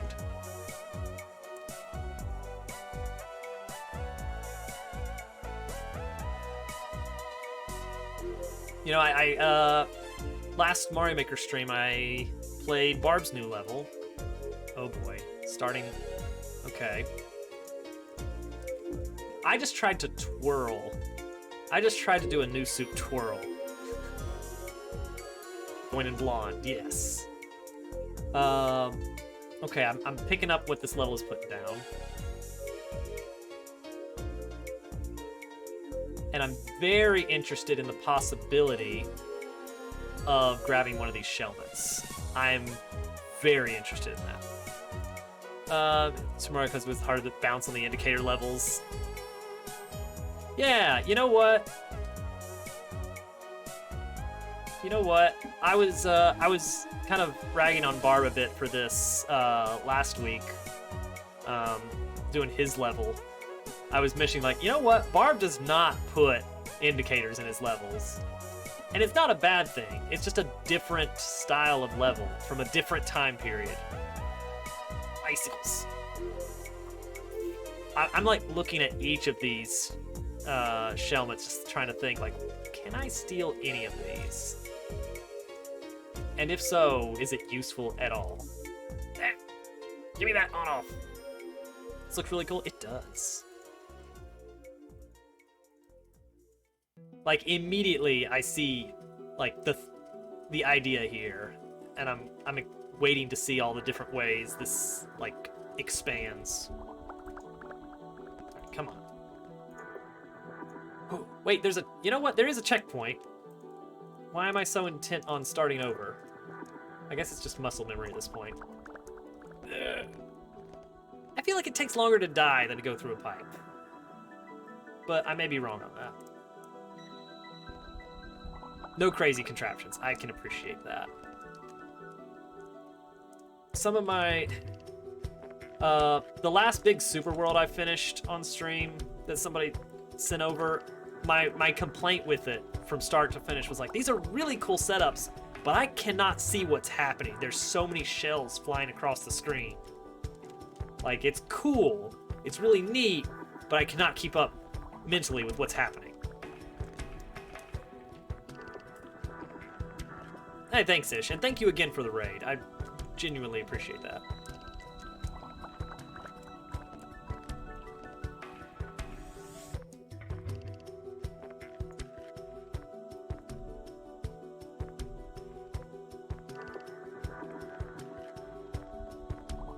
A weird night. I'm still kind of reeling.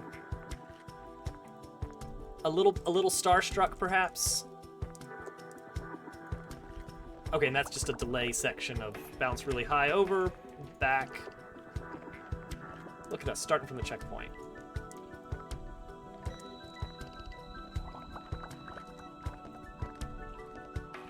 All right, now I'm starting over. Someday I should time how long does it take to restart a level versus die, wait for animation and music to fade out.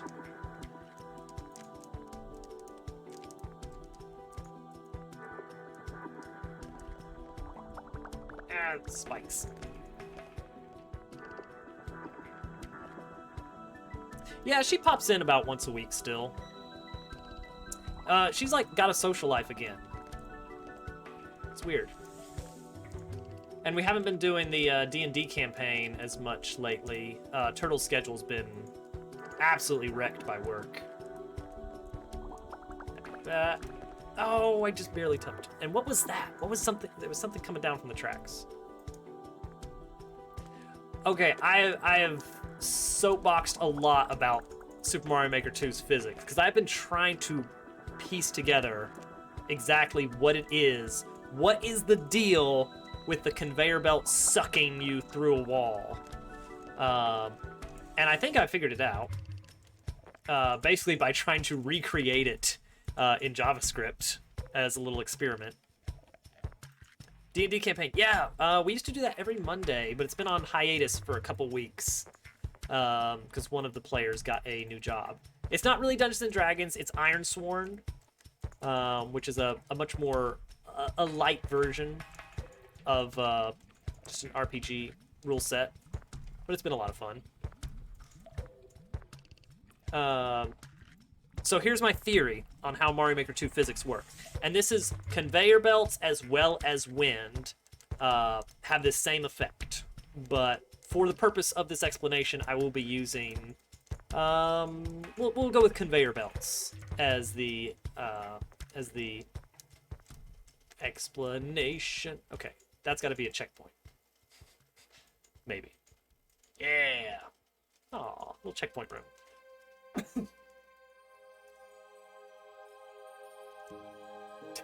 Dang it.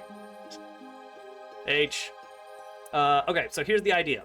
You have a variable representing your... Let's just use your X position on the screen, your horizontal position. Should I get out MS Paint? I'm not going to get out MS Paint.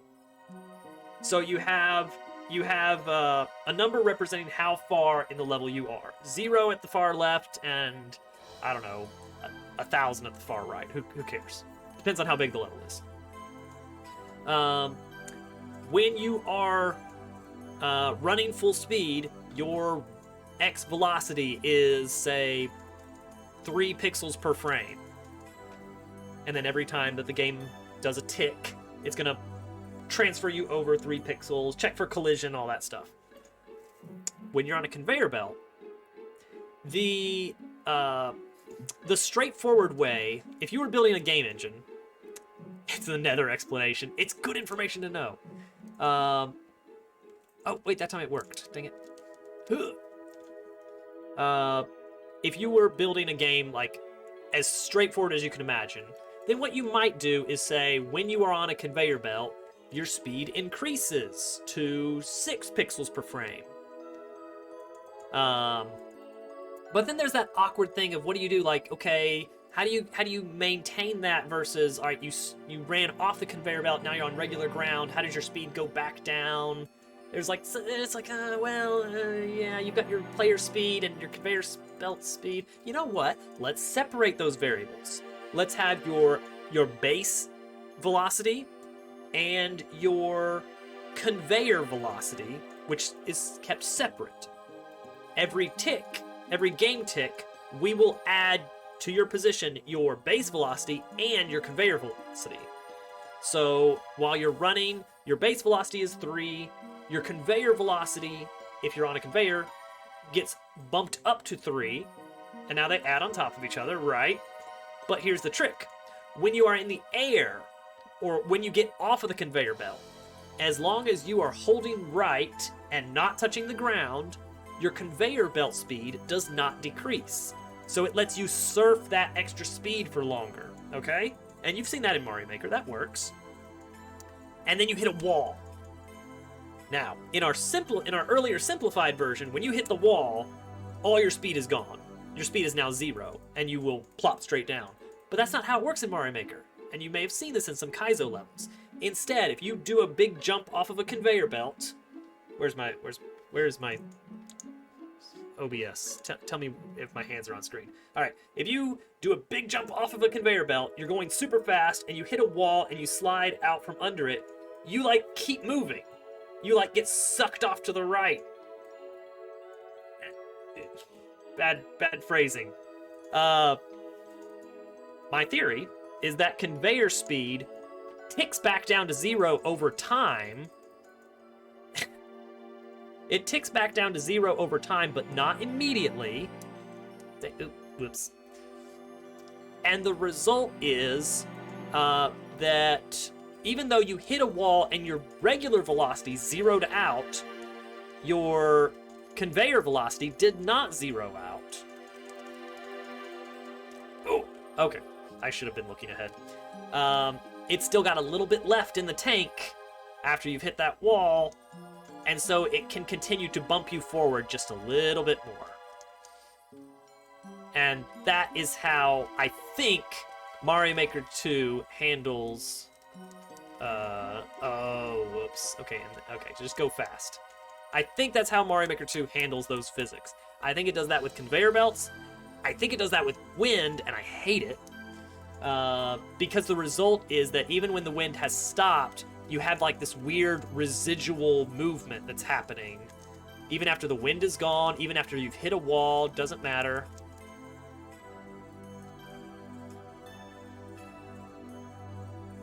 Oh, I see. Okay, I was blind. There's a place you can go.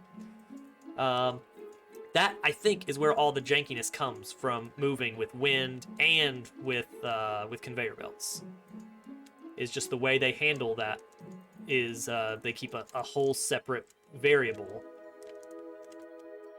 Ooh, okay, just go faster. And a bit of a smaller jump. Because you get that residual momentum when flying with Cape. I guess that could be fun with Cape when you have that little bit of extra freedom of movement. But when the wind starts and stops, I hate that weird sort of... And here's what happens. Here's what happens with the wind, all right? You're walking to the left. That's going to look like the right on you guys' screen, but whatever. You're walking one way. The wind is pushing against you. But you're still just barely making forward progress, okay? You're barely making forward progress. The wind is kind of pushing you back. You're going slowly. And then the wind starts to die down. You let go of the D-pad. And then effectively you would think, hey, the wind is no longer blowing. I'm no longer moving.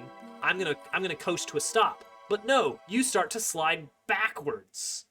Because that's your residual momentum from specifically the wind still being in play until it has time to cool off.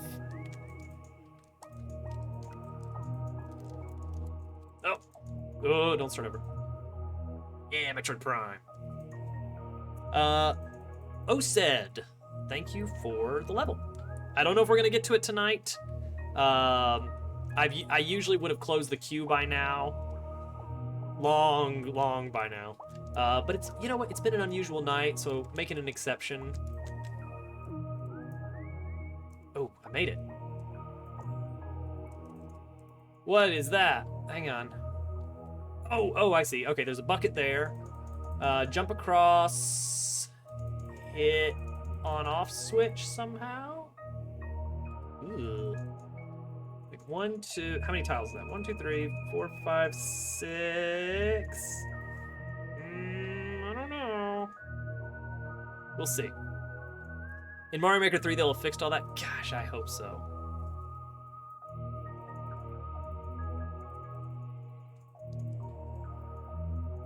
Disco shells, charge and chucks, everything that you ever wanted. And also everything you did.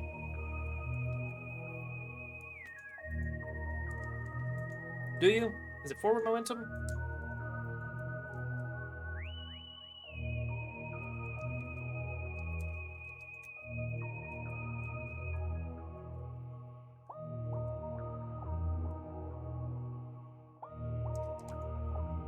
Wait. What did I just do wrong there? What did I just do wrong there?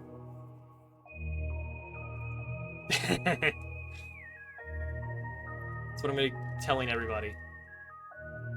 Spin jump with items. Oh, they'll never give us that back. Climbing while holding items. Unheard of.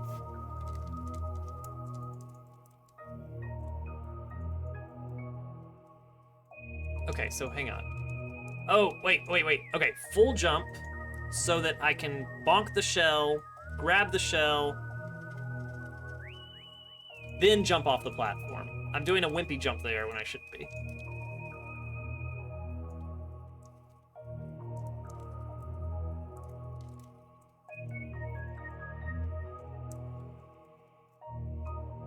Whoops. Big boo. No, it's gonna be like, they're gonna add one enemy from each style, and it's gonna be like, here's what everybody's been asking for. It's that really weird, flipping bug thing from New Soup Jungles. Or here's the crab from the beach level that you all definitely have been asking for. Okay, that is, oh no, I got the upward bounce on it. Yoshi's Island mechanics would be amazing, but so different. Granted, they were floating SMB2 as a possibility, so it's not out of the question. I'm still holding out for, I want, all right, everybody's always saying like, oh, we're gonna get, oh, I did it again. It just feels like that's what I'm supposed to do. Everybody's always talking about the different level themes they want. It's like, hey, yeah, we got snow and desert. And they're like, oh, maybe next time we'll get beach and volcano. And I'm like, all right, beach and volcano is cool. But consider, I want bonus room as a style. Like, the tile set is already there in the form of Switch Palace for SMW, Toad House for New Soup, 3D World had the Slots Machine House, SMB3 had Toad House. Like, the graphics are already there. Music to a certain extent is there. I want a Switch Palace theme, basically. Well, I want something that's versatile enough that you could use it for a Switch Palace or a Toad House or a bonus game. Because I want that to be a possibility in Super Worlds. I want Super Worlds to have the ability to have like some kind of optional bonus levels that are like actual levels that you build your bonus room into. But yeah, a Toad House / Switch Palace theme. I want that. I want a clockwork theme. I want like a TikTok clock. Dang it. As an act. Oh, spin jump. It's exactly 3 tiles up. Blargs are alright. Yeah, I want Switch Palace. I want clockwork. I want a food land theme. We had that in, Galaxy, which I know that's a bit of a stretch.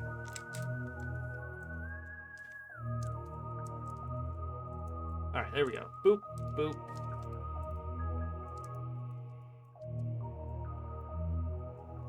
Oh, the same thing. Do the same thing. No! That's the same setup. Yeah, well, that was alternate exits. Yes.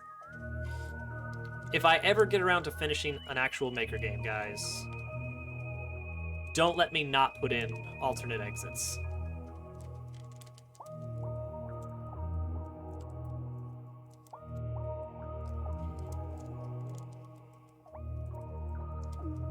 Alright, here we go. We're making it.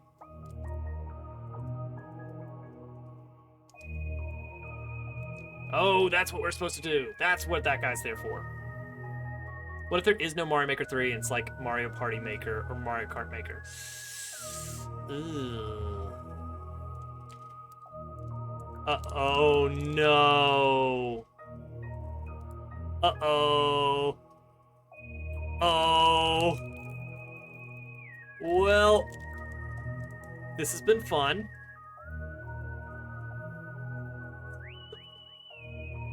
I don't know.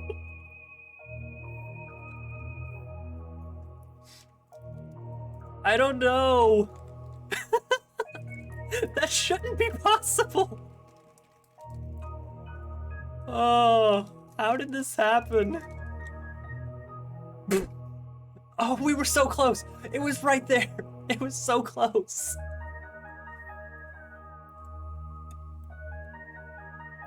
I broke it. Oh, it's a timeout for Luigi. It was right there. All right. Too many cooks.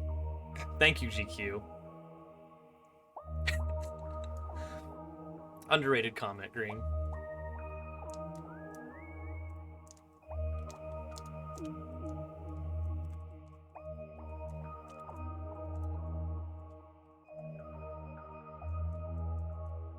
See, now I've got all this figured out, though. Boom. We're back. Look at that. Gaming. We learned to love. Watch me do this again. watch it just happen again. So anyway, that's my theme wish list for Mario Maker 3. Is some weird themes. Also, I kind of want Huckett from New Suit. Timing? Oh, that's a shell jump. Timing? It's like we didn't even get soft locked. I can't believe I got soft locked by freaking Dan Salvato. P truly is for pain.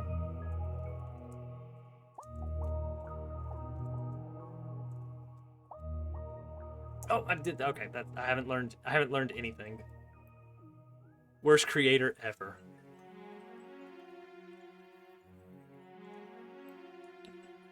Why did you know what? Your guess is as good as mine, Turtle.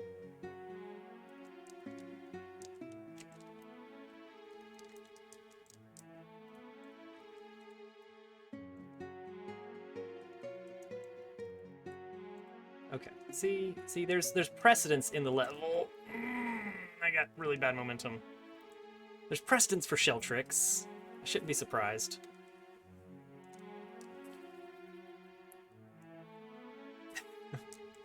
What a pointless checkpoint.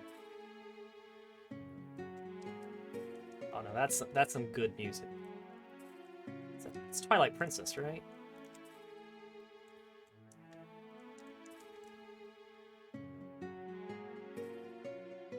Yes, yes, I do not have the game audio.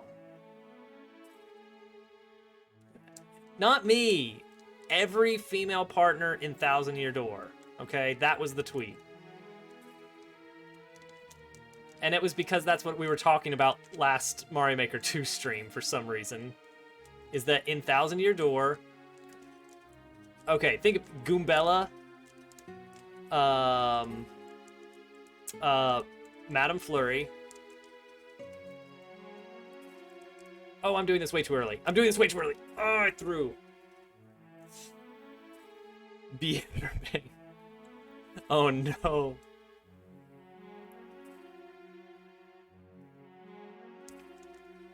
It's gotta be, it must remain sealed. For humanity's sake. No, okay, so Goombella, Madame Flurry, Vivian, definitely Vivian.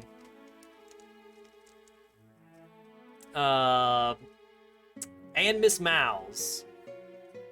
And Mario gets like unexpectedly kissed like 6 times through the game. It is a weird Mario RPG. Thousand Year Door has a lot of women hitting on Mario. And there's an awful lot of writing devoted to him being burly and how bushy and attractive his mustache is. Honestly, I love the writing in the game, but there's no doubting that like there's a lot going on there.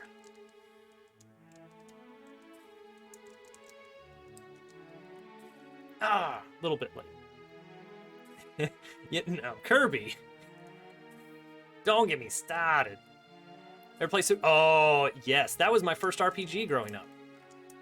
And I had no idea what was going on, because I was a dumb kid that did not understand RPGs.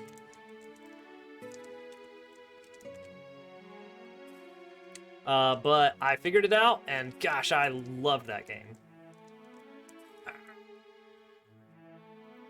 Only Bowser wants to bang Mario in that one. Name a Mario game where Mario gets kissed more than once in the main story. Yeah, that is actually... I mean, you know what? Super Mario RPG, he gets kissed, like, by 2 people at once. And they're both men, or at least male-presenting turtles. Turtle dragons. Mario RPG was ahead of its time. Shell jumps are free! Whatever booster is, exactly. Found Peaches. Mario RPG was a fantastic, weird game, and I wish they'd make Paper Mario weird again. Make the Mario RPG series strange and unpredictable. Send Mario to the underworld. Make Mario race while catching beetles or something.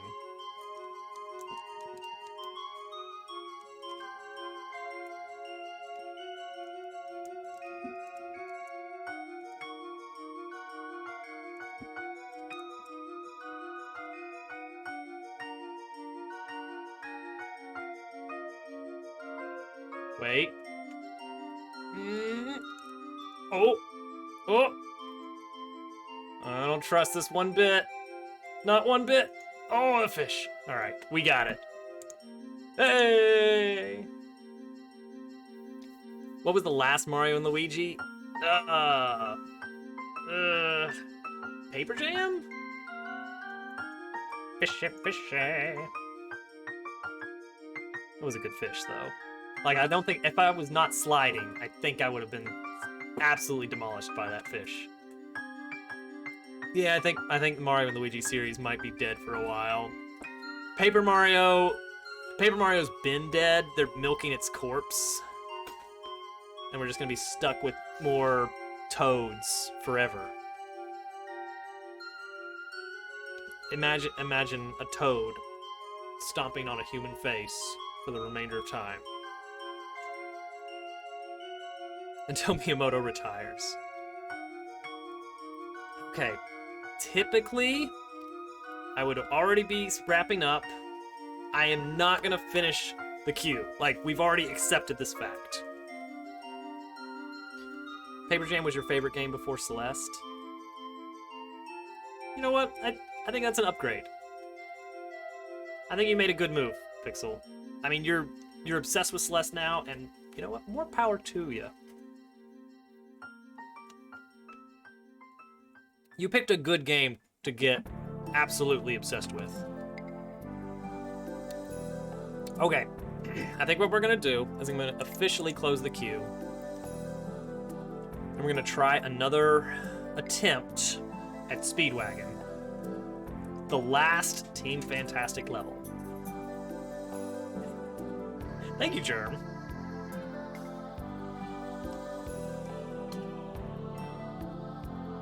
Like beat?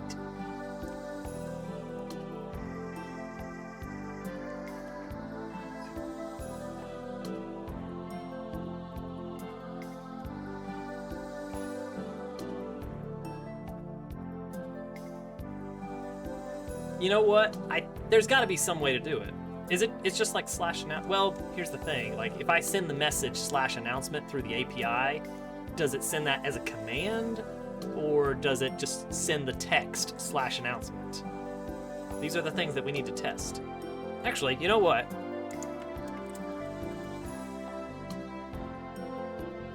It's just slash announce, right?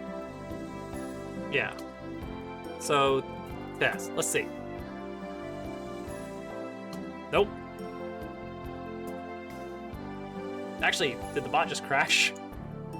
No. I don't know what happened.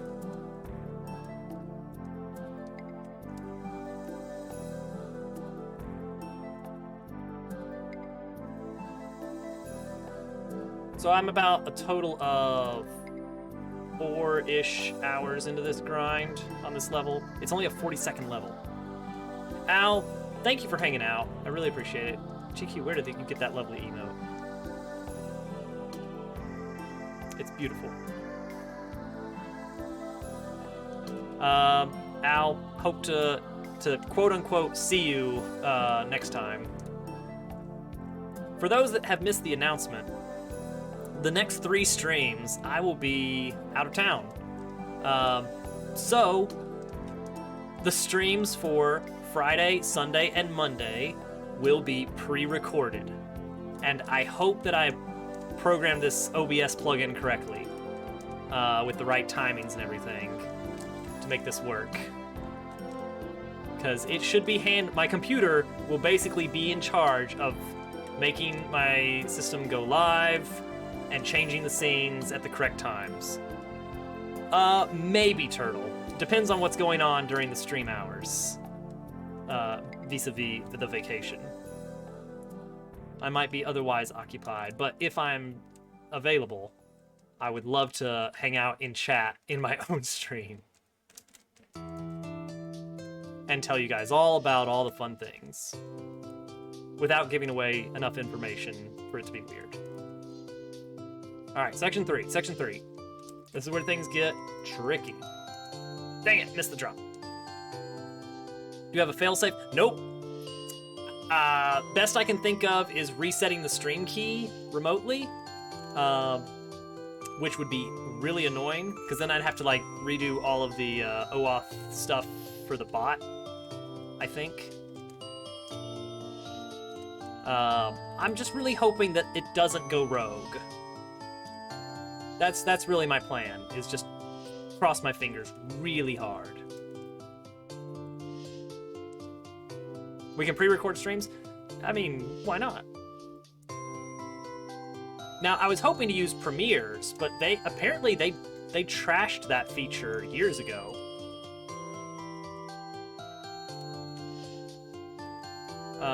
I guess enough people weren't using it to be viable to maintain. Alright, section 3. Ah! The drop is really hard. I bet you have, Curbskin.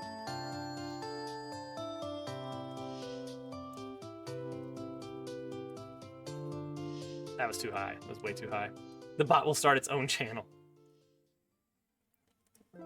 Yeah, I'm sure it's fine.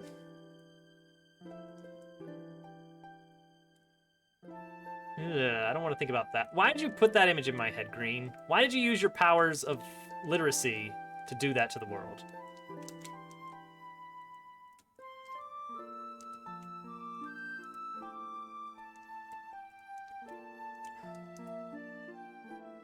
Alright, section 3. Whew. Dang it. Oh, that's good, GQ. Now, if I could hook up a better TTS system, I could probably do a lot more things with the bot.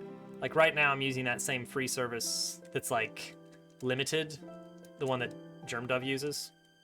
He do be drumming. The bot used to be written in JavaScript, and I was able to take advantage of that by using the browser's text-to-speech API. Chrome has a speech synthesis system built into it that you can reference in JavaScript. No external libraries, no installations. You just open up your console and write a little bit of script, and then boom, you can make the computer say funny thing. Cheating on me with another circle bird. I can't believe it. You want to learn JavaScript? How long will it take? First, you have to learn programming. But honestly, I'm going to be real here. A lot of developers say that JavaScript is a terrible language to learn on. And I disagree, but not. I don't disagree with their reasons for it being kind of a bad language to learn on. It is janky. It has some jank to it.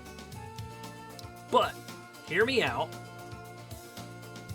One of the hardest hurdles with learning programming is just keeping with it.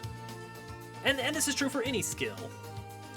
It is hard to stay committed to learning a new skill. Programming is not an exception.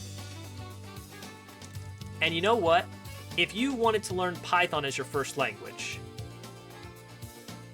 you can do that, but the reason it was hard for me when I was learning Python is because when I built something in Python and I was proud of it and I wanted to show my friends, it was an ordeal. It was like, all right, first go to this website, download Python, okay?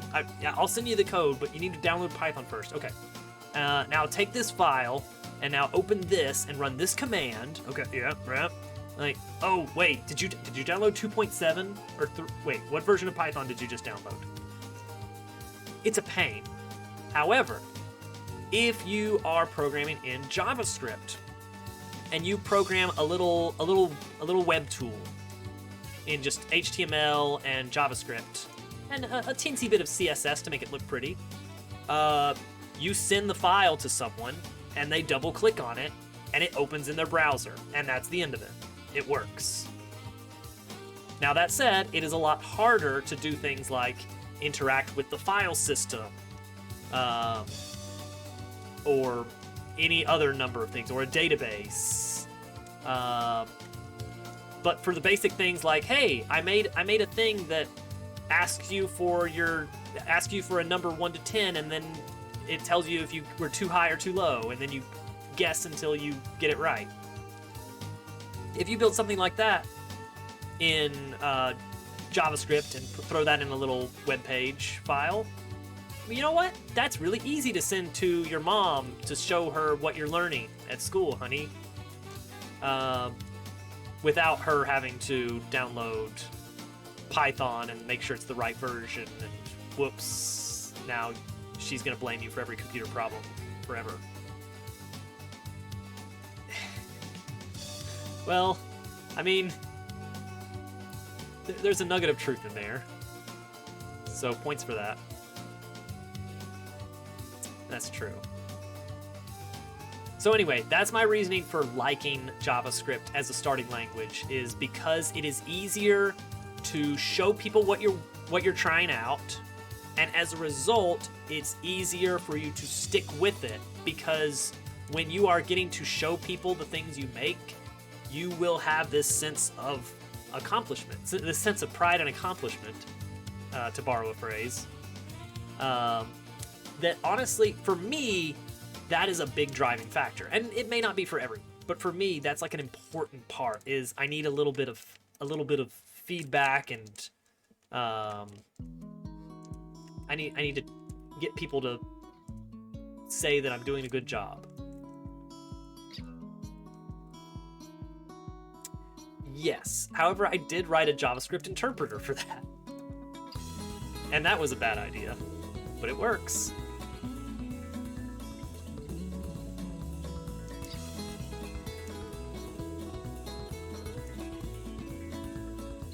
So anyway, to answer your question, Turtle, how long?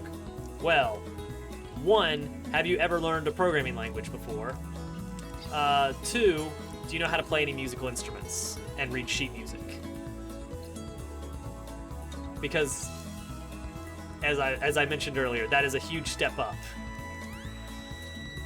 JavaScript as a language is not very hard if you know how to program. If you know any other programming language.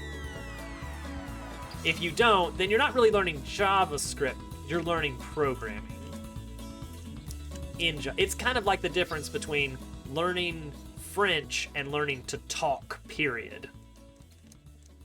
It's like learning French, well, actually that's probably a bad example. No, actually it's a great way to bring up, there's a point here.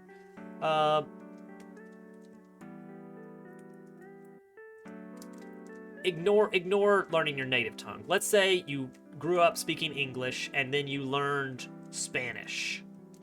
If you learned Spanish, you will have an easier time learning French than if you were just going in for your very first non-native language. Because during that first non-native language learning, you are picking up on a lot of concepts that are present in every language. You know, like 99.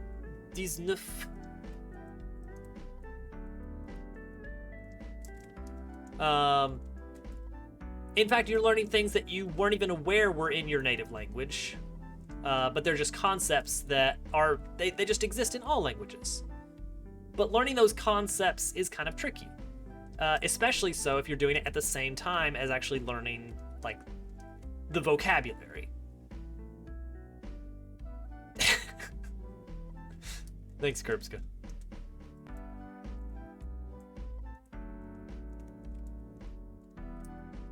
So my advice programming wise is basically like,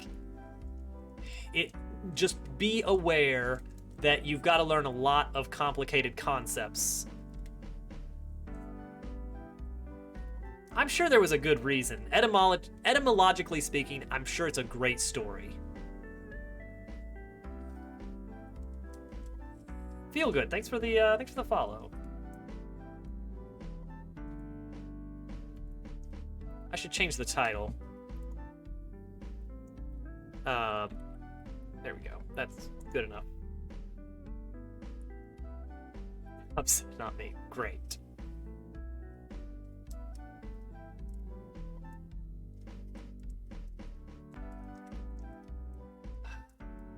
Still kind of a little bit floored by tonight's events.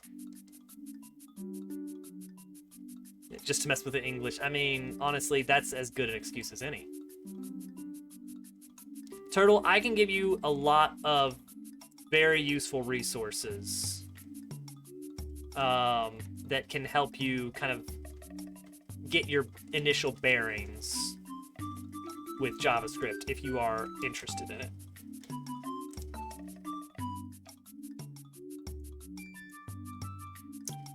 Thank you, Feelgood, for the 200 bits. I very much appreciate that. Very kind of you. Hope you're having a wonderful night and enjoying the little party we got going on. Oh, dang it! I put the hat on.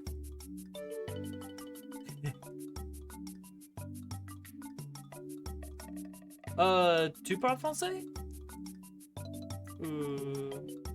Peut-être.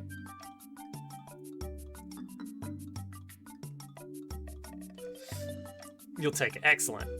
I'm gonna forget at first, and then like a week later, I'm gonna remember that we had this conversation, and I will send you some links to some like little starter things. Those are fantastic, Dragonman. The slide, specifically, is the one that's got me giggling a little bit. Man, I had a knife while I was warming up for stream on this. And I was like, oh my gosh, if I beat it now, this is going to be hilarious. Conversation for my stream? No, absolutely not. As soon as I hit stop stream on OBS, it's all gone.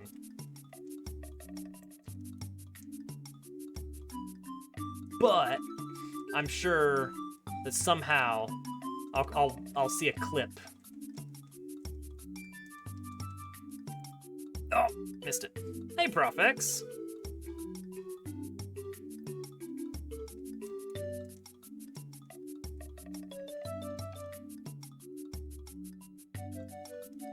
Prof, we're having a weird night.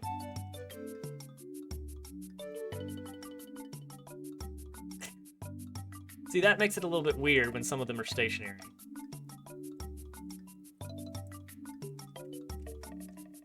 This is the Noki Bay music, right?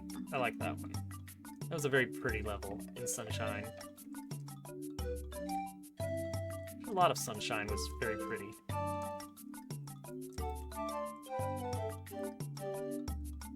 Oh, okay, we got an attempt. Hold on to your hats. Oh, I dropped the boot. I dropped the boot.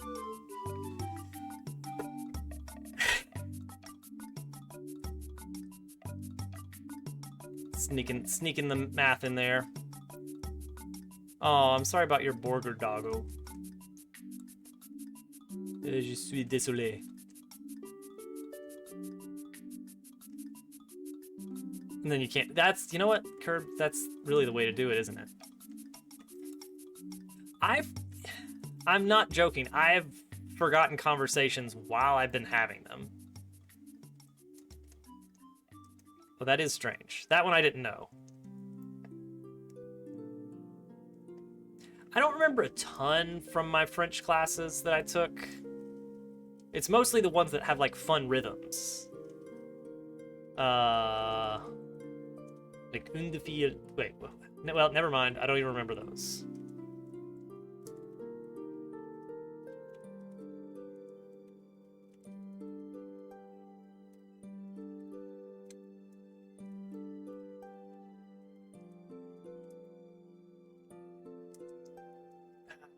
It's so hard. So that boot has to be on the right side of that question mark block or it doesn't work. Electric piano. Oh, nice! Beginning of the Mario song, Heart and Soul, and some 9 Inch Nails. Do we want to end on just some Mario music, keyboard Mario music, to wrap up for the night? Because I'm gonna have to stop pretty soon.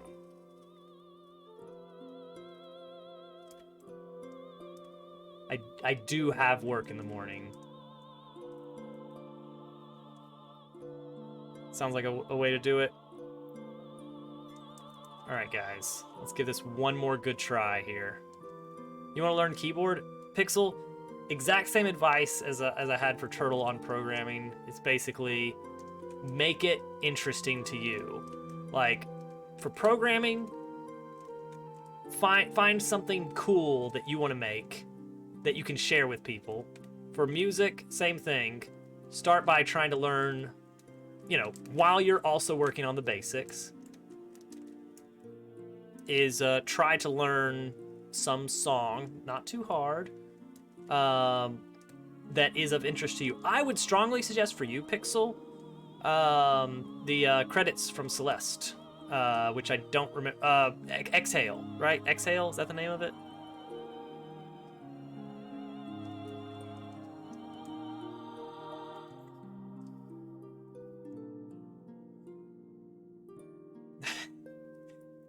Good point, Germ.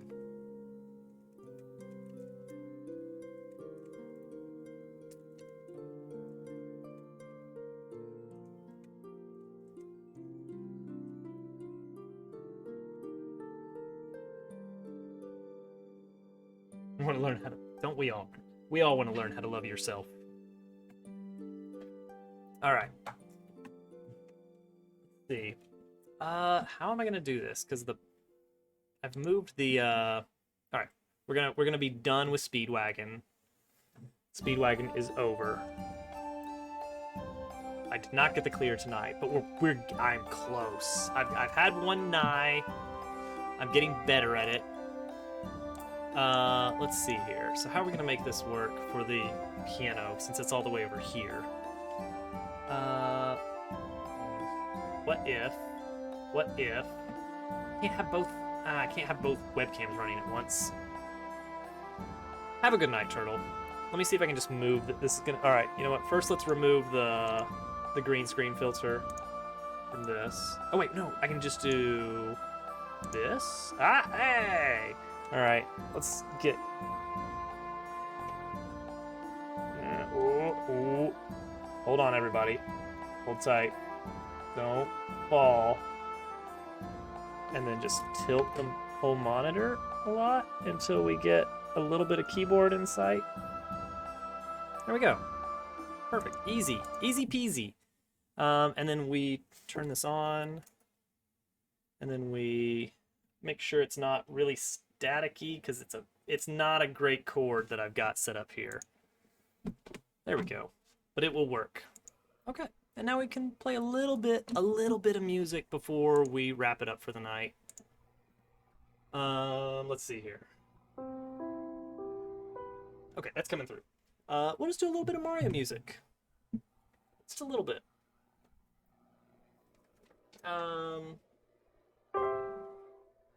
What do you guys want to hear? Mario music. Any Mario music.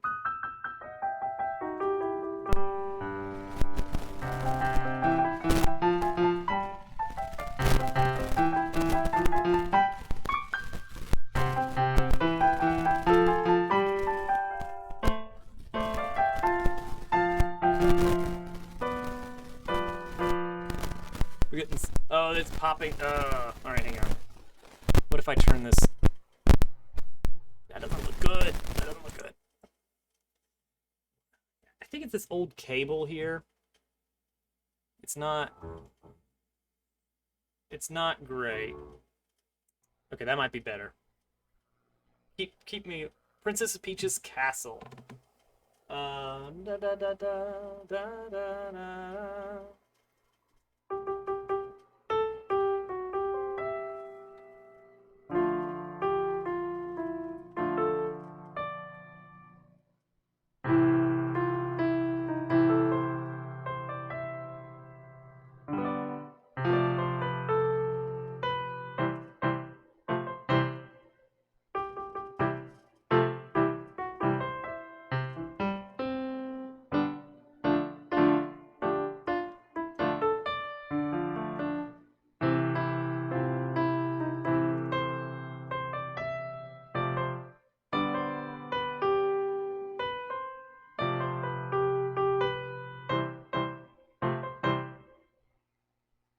Ba-da-da.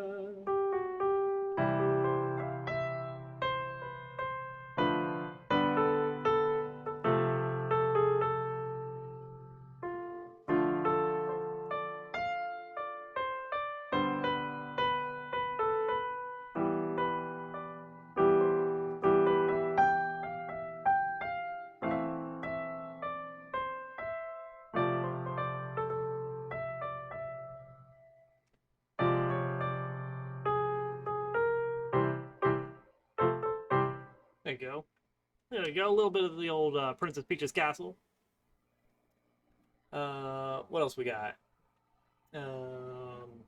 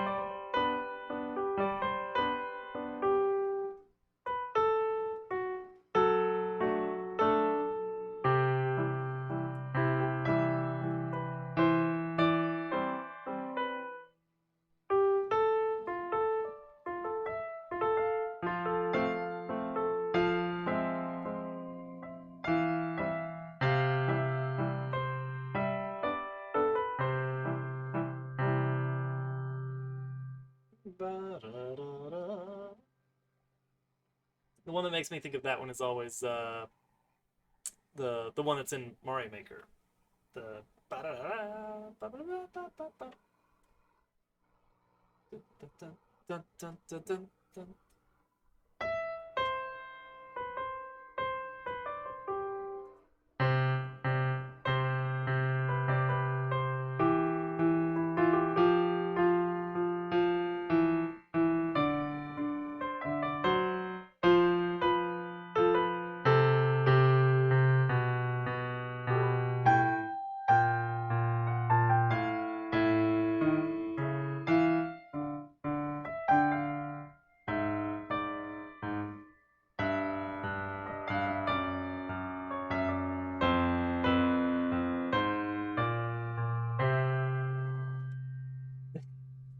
Yes, perfect.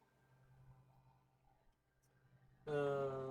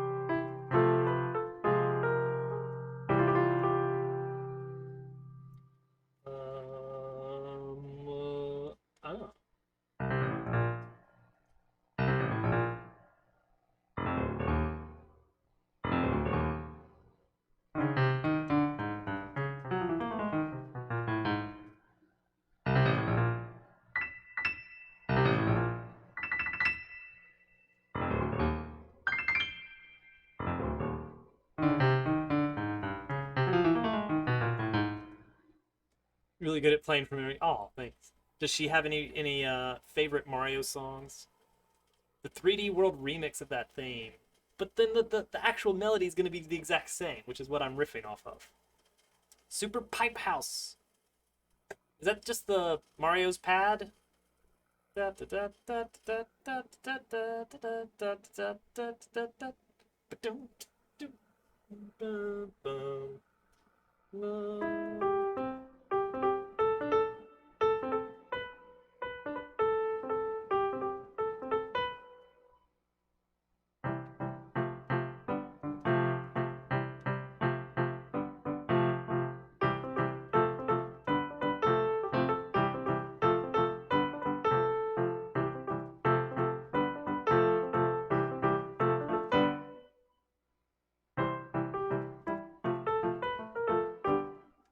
Something like that, maybe? Almost bought. Almost. Layoff. It's a different tempo, is it? The 3D World one? Let's see.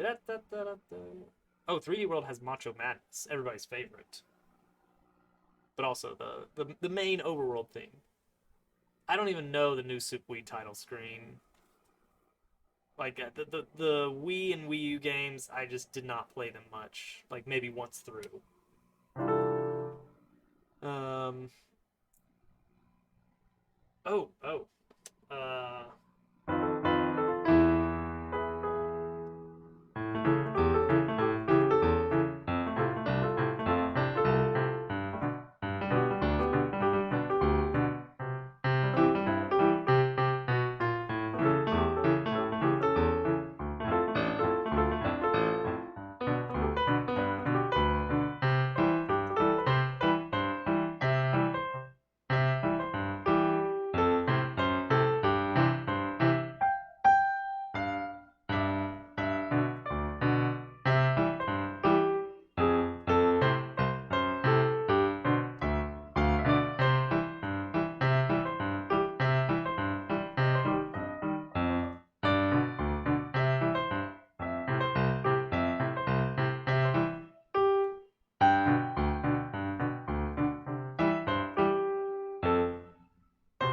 Yeah. Anyway.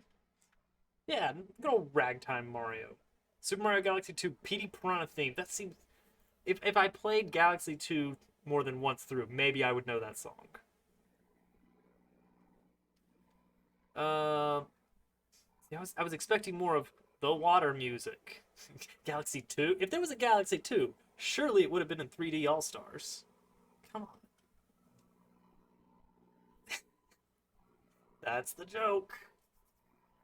Um.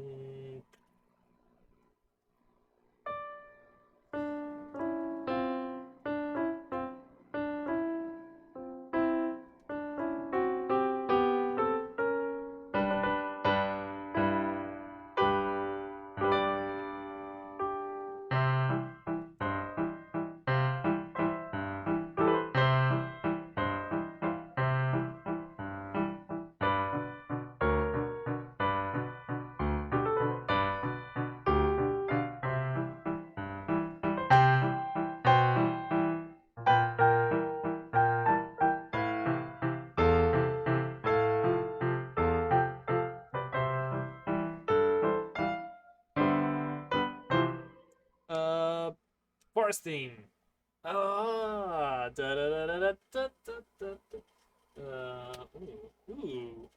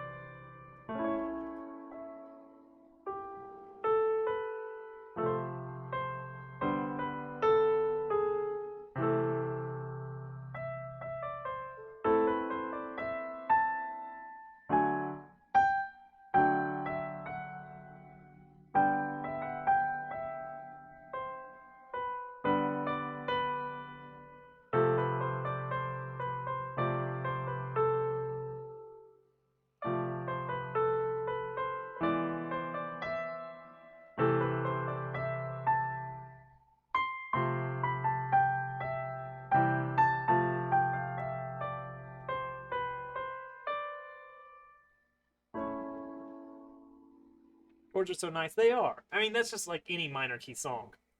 It's gonna have very fun, nice, floaty minor key stuff that you can play around with. I can't think of many other minor key songs in Mario, but still.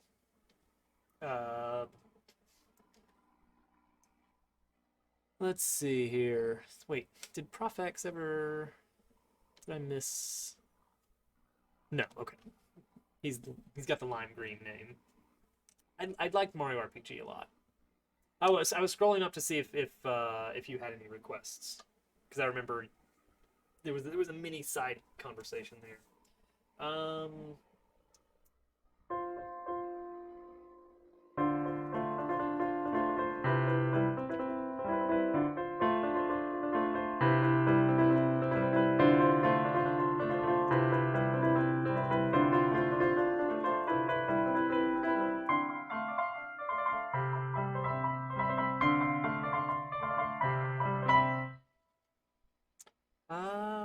Yeah, SMB1 didn't have a whole lot of music in it.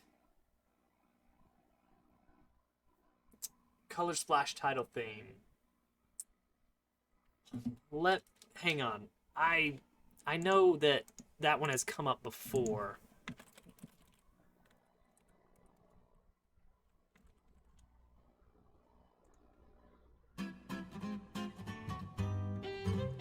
Yeah.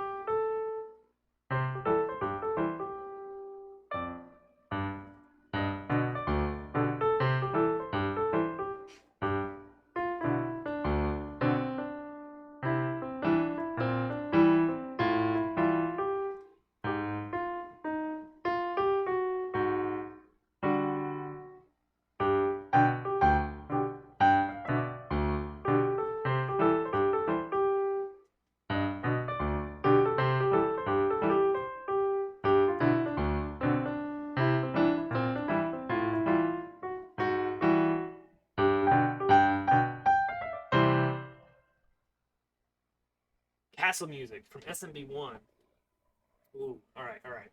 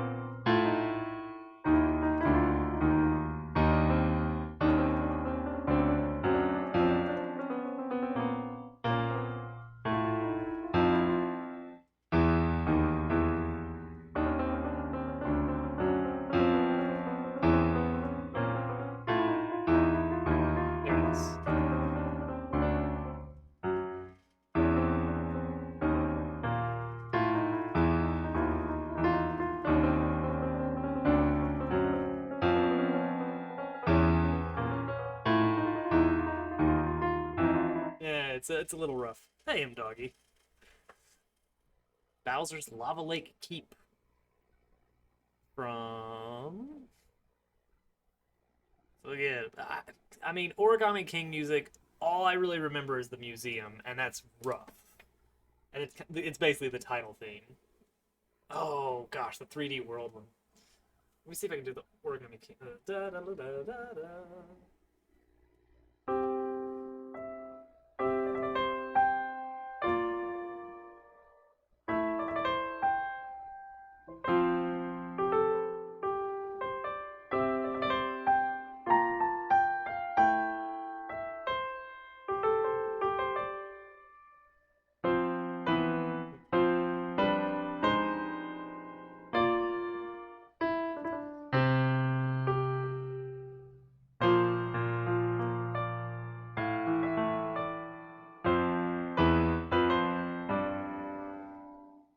No, that's all. That's all I got.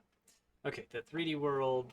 Dun dun dun dun dun dun dun dun dun dun dun dun dun dun dun dun dun dun dun dun.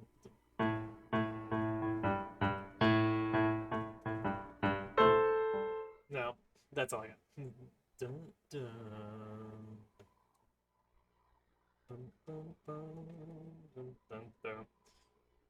Like as Nintendo music got more and more complex, I have less and less of grasp over how in the world to play it.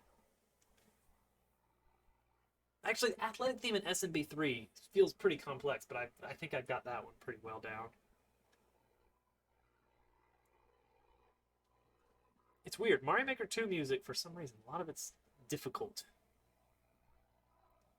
All right, I played a lot of music. I stayed up late. I stayed up very late tonight. There were a lot of very cool people hanging out, and I had a lot of fun with it. Plus, it's the last chance I'm going to get to see you guys for like a week. The next time I'm actually going to be live is next Wednesday for more Mario Maker. It is well past my bedtime. Reminder for those that may have missed the announcement, the dumb announcement.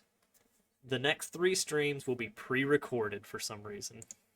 So, look forward to that, I guess. I'm back.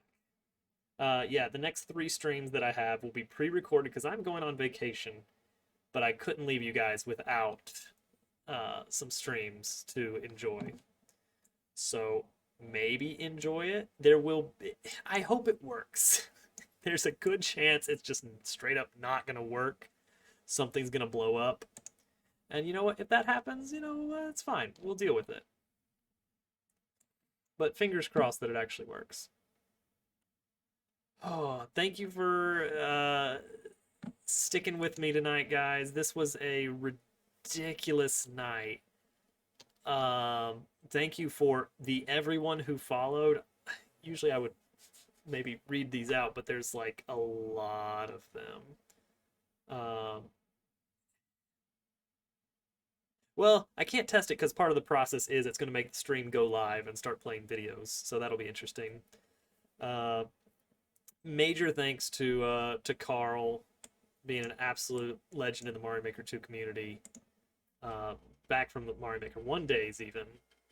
Probably the reason that I wound up so excited about Mario Maker 2 and it being a day 1 purchase for me was probably the old Carl Mario Maker 1 stuff. Because I was not one of the 12 people that owned a Wii U, and I was really missing out on all that Mario Maker action. And then I wound up getting Mario Maker 2 and getting plugged into some awesome sub-communities with you guys, meeting a lot of amazing people. So yeah, thank you guys so much for that.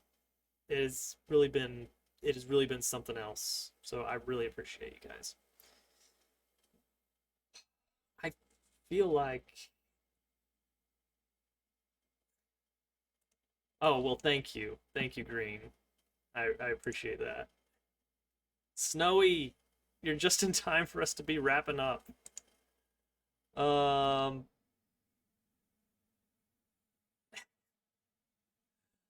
Let's see. We got a big party, so we gotta send this somewhere. I can't get away with sneaking out the back door like I normally would. Oh my gosh, what a night. Snowy, I got the coveted and simultaneously dreaded Carl raid tonight. Uh, it was something else.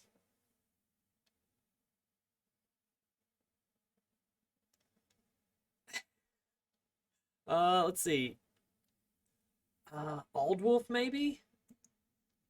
I like Old Wolf. Orator streaming, but that's like scary big number of people. That's way too many digits for my liking. Old Wolf, alright. Let's do that. Alright, guys. Let's do it. Oh, dang it. Oh, this is embarrassing. I still haven't figured out how to get my account properly verified because my password wasn't correct for a while. Alright, I'm going to try and get that working while we're getting the raid going. How about that? We're going to try that. I gotta get my account verified quickly. Just to be able to speak there. Nice. Alright, so we're gonna do that. We're gonna do the Old Wolf raid, I guess. This is gonna be weird. Alright, and I gotta do the token verification and everything. Ah, Pixel. Warn me before you do that, man. Alright, guys, I'm gonna see you over there. Again, I will not be here, but I will still be streaming for the next 3 streams. 100 viewers are ready to raid. That is scary. Alright, guys. I will see you over there. Goodbye.